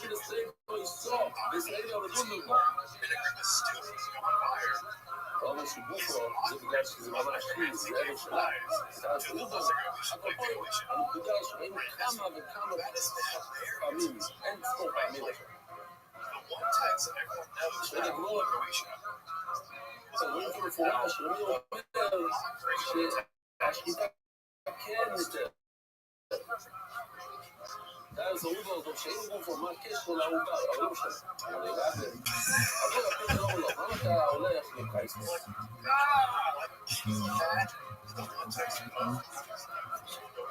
רואים המשנה שמגיע יותר מאוחר, שם המשנה אומר את זה מפורש, כולם מכירים שיש משנה, שיש אולי זה כתוב הרבה פעמים, אנו, זה כתוב המודיה ושמונה, זה מלמד שרייסס. אין אחד שמלמד משנייס, משנייס כולה. לא מכירים על פרק. אז מה, אנחנו יודעים למה שכולם מכירים? מי יש לך באימא? הוא מדומה, זה גם מפורש. It's so available because they should skip the skills. אבל ודאי, אין כאלה מלאכי. כאילו, יש כאן שאלה, עם הבהמה, מוכשר לגמרי כאילו, One of my favorite things to do in my life is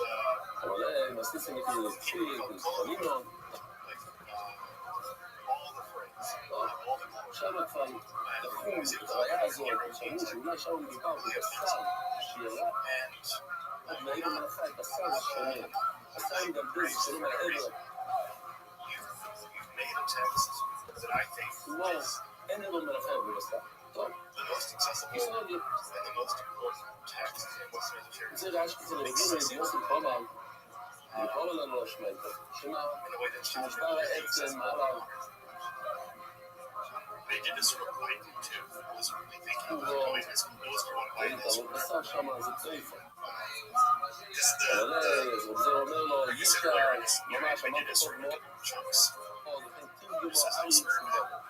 האריות הגדול בגובל אמר אותו דבר, מי זה אריות? I appreciate it. I think many other people זה שנייה אמרנו, יש מחלוקת ברב שמואל. רב אומר שמעלה הרכובו, צייפה. שמואל זה לא צייפה. מה קרה שפתאום שמואל אומר כמו רב? I really was really happy זה משמעו to be גם able to גדול. got me signed. I really want to כולם סוגרים כמו רב, שמה? נשבר הרגל מעל הרכובו, מעל הברך, צייפה. לא, עכשיו זה מגיע ממש דברים מאוד מאוד מעניינים. The money goes to him. And again, I'm not here to talk about money because I'm trying to be like a money grubbing person. מי יש בעצם יוצא לחוץ? There are other people who do translation work, who do this kind of work. בעצם, No, they're doing this work out of the labor of tens מה of בעצם? and when you can buy their text זה יצא החוצה. and get them signed by the author, זה הולך מהבשר. the chunk of that. אם הוא כבר סופר ולסבובון, הוא טוב. Very convenient. אם האור והבשר חושפים את רוב העצם, נראה מה זה בדיוק. Translation signed. בוא נראה עוד שנייה. אם לא, בוא.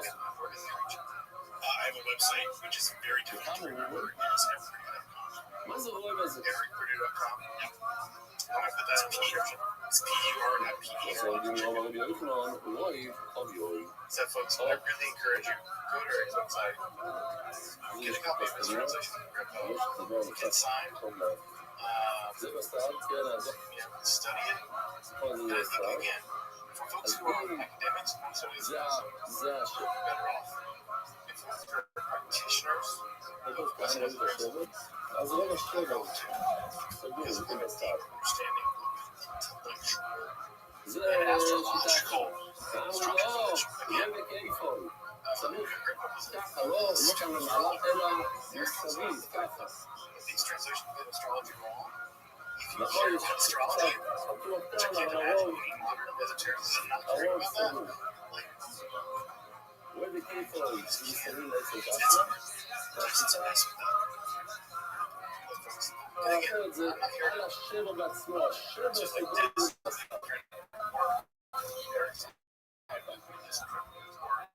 Tyson did. רבי טוב. He worked his ass off to do it. I can't even imagine. I mean, to be honest with you. Yeah. Again, I'm honoring that work and also saying I think that Tyson would say למעלה, השבע סגור למעלה. או שלא, מסביב לשבע. ככה, מסביב. in order for me. Yeah. And after he got מסתכלים לעצם. זה כאילו, זה... אני מסביר את זה עוד, כי הבשר תופס את העצם.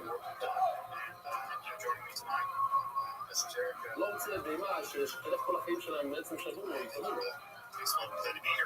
זה נותן איזה כוח, זה נותן איזה... זה יכול להתרפות. זה מתרפות. שהעצם בולט החוצה בתחילת דרכים. דברים כאלה, זה נורא. זה שלא פתוח, נכון? זה לא טוב? Look forward to some spooky stuff. I'm doing a whole episode on, I think, אז זה אומרים, הם זיהום, כל הדברים האלה. images of demonology. מונע מזיהום, יש לך בשר כאן למעלה, אז זה מונע מזיהום. Book of 15th century Hero, I would say, I would argue that Dalai Lama's altar is אומר הפרט אינקר בינון, מי זה בכל השעה שאומר, בוא נעשה פשרה? despite the fact that somebody now is not the one is coming close to the נכון, ולכן יש לו I would say that the altars are איזה actually בנים deeply impactful. בסיום. אומר הפרט אינקר So come Friday for בינון, אבל באודיו, בגין למרור, איפה, בוא נעשה שלהם, גם מסביב, אני לא יודע בדיוק מה הלכות, אז בוא ניקח משתה. text, כן, secular רוב text, העקב, רוב that is האובי also של העץ. because it כן, אבל הוא לא אמר להביא את זה, אוי, והרי הוא גיבור שלו. demonology in all of civilizations. אומר לך שם במסע, ויש לך קצת, זה כמו... Some fun stuff. Spooky stuff. בנדי, You'll join me there. So, פלסטר, hey, Ray, בנדי, Eric, thanks for joining me. And thanks for emailing me.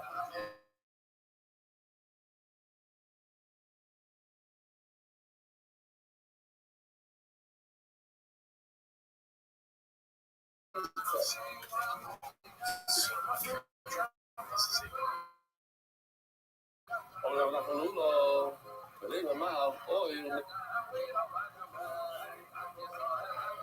סתם אומר בוסו, למה אתה אומר שהאור לבד שחופה את השבר? זה מספיק, אולי זה מתפרף,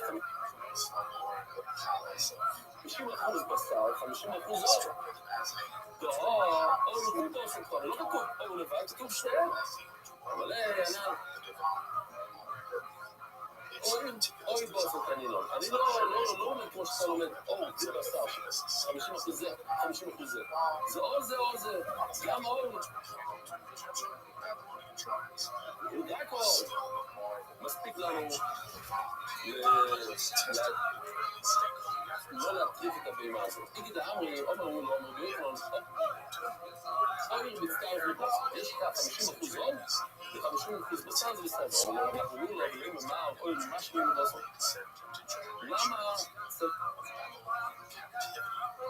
למה מספיק 50% בשר, אולי צריך 95% בשר? והאור משלים עוד 5% כזה, לרוב, כן? לכן, אבל אתה צריך. הוא בעידנו. אני יודע סיפור שהמייסר שאויו והאור בגזון ובהרבי בביזון דאויו מצטער לבוס הרב, הוא היה שם איזה גוזל זיונה ושנשבר לה הרגל ועשו את הסירוף הזה שלא אור ובשר או זה דברים לבוס שלו, מה זה מצוין? הנה בדיוק כמו שאני אומר אבל זה לא נקרא, זה לא תמיד ראייה. מי ראייה לציפור לבהמה? אבל גם זה לא דרך, אפשרני. האור של הגוזל זה מאוד דרך, אז לכן זה יכול להצטרף ביחד. בשר. אתה מבין ראייה מבהמה. אבל לא נגיד ראייה לגידים רק מאוד. זאת אומרת לרעבו. היה גידים מאוד להקים שרצו לצרף את זה לרוב על השבר. היה שבר צריך לעשות את השבר עם רוב, בשר, רוב, אור. פתאום השתמשו בגידים, שלא יהיה זיום, השתמשו בגידים כאלה לבנים.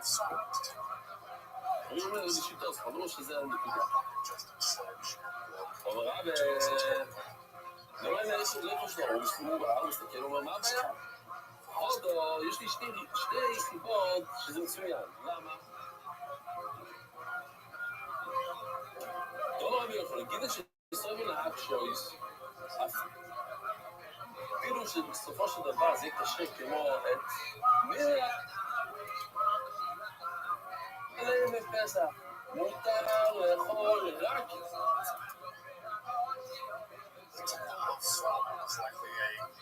צלחת של גידים. אוי, זה סוג ספורת. אוי, עוד ספרלנו זה מצוין, הגידים. הטוב חסר לו. מה נשאר ספורת?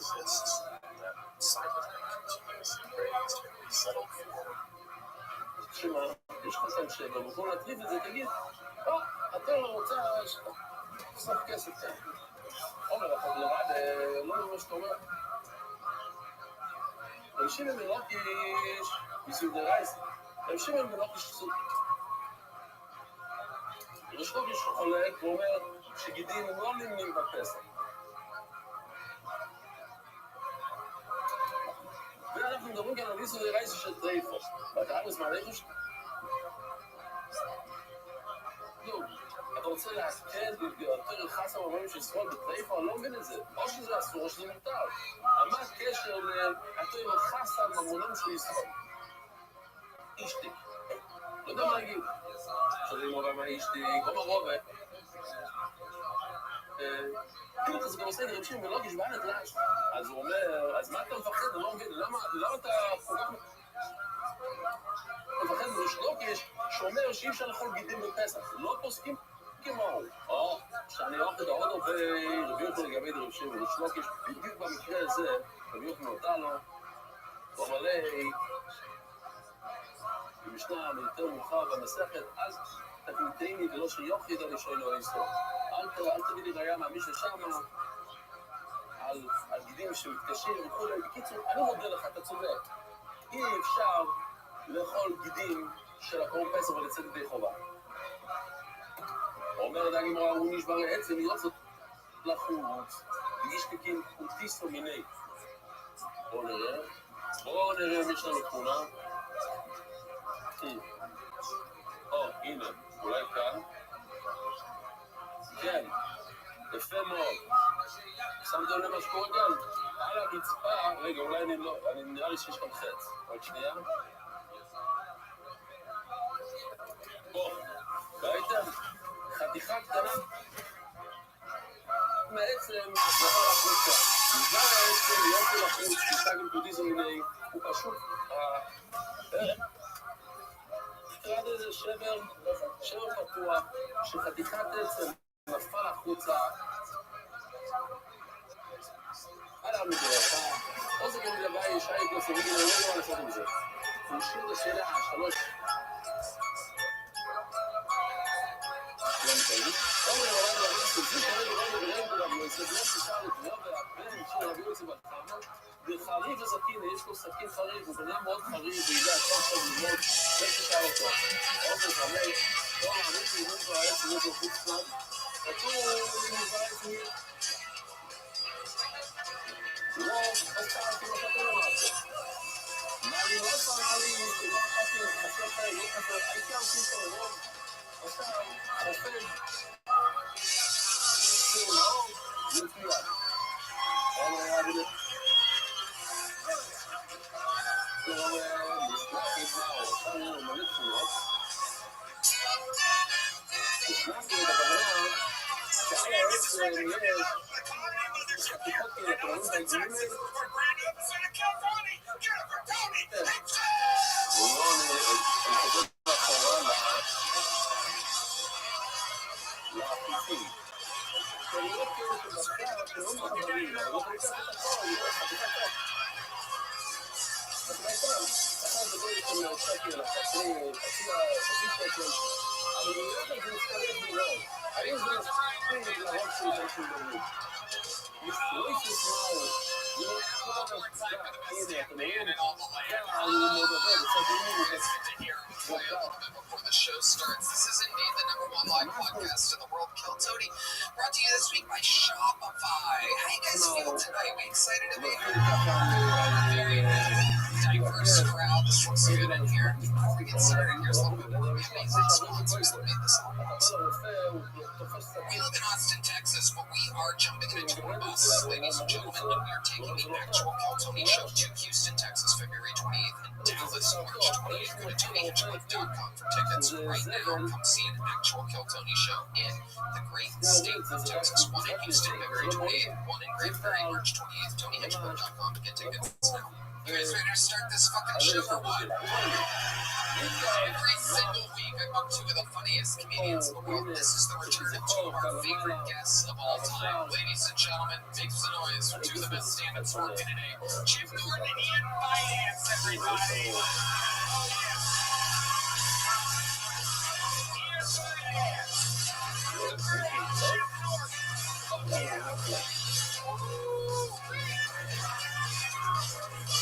Oh, absolutely perfect. Jim Norton's special Unconceivable is on YouTube. His podcast Can't Save You is available everywhere. Jim, welcome back. Thanks so much. Thanks for nice and close to the point. Yeah, encouraging. Yeah. Ian Finance is back, everybody. He's got a new travel show called Ian Duke on Guide on Jobs. YouTube.com/IanFinanceComedy. IanFinance.com.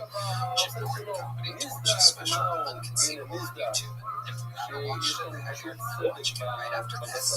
You guys have both done the show multiple times before. Very exciting stuff. You guys know it works about 300 insane people. Sometimes it's a calm person that's just ready to absolutely make the most of the opportunity that they're given. I pull anybody in the book and they get 60 seconds uninterrupted. You know their time is up. You know the sound of a kitten. That means they have to wrap it up then, or else they bring out the angry West Hollywood bear, which interrupts them if they go over their time, and then I conduct an interview with them. We find out more about them. Absolutely anything can happen. The entire thing is improvised. Are you guys ready to start tonight's fucking show? Well, we're going to start with a bang. Normally, this is how you end an episode, but tonight, this is how you start an episode with the Hall of Famer with the record for most appearances all time on the show, the most interviews. Tonight we get started with a man that some people call the Manila Gorilla, the Memphis Strangler, the San Antonio Service Assistant. This is the Big Red Machine, William Montgomery.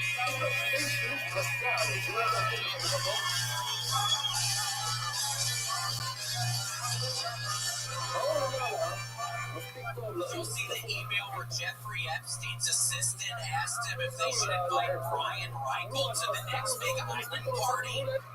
Epstein replied, hell no, Red Man might frighten the kids. And Orlando man was arrested for indecent exposure after neighbors saw him having sex with a vacuum cleaner. When asked to comment on his arrest, the man said, my balls are gone. Look at the band from Antiques Roadshow for receiving death threats after they refused to appraise my vintage bong collection. The ice catchers carved in pink ivory, you pompous prick. I read her Aphex Twin now had more monthly listeners on YouTube than Taylor Swift. My only question is, which twin is it? Okay, that's fine. Totally. William Montgomery getting us started. I did not see Red Man's name on the Epstein list. That's all news to me. Yes, he was on there. You got to really dig through it. A lot of people might have looked up Brian Redman and look up Brian Reichel. Stuff starts popping on the news and put his actual name in. Brian Reichel. Wow. Yes. Look at that. Now, you guys have seen William before. This is him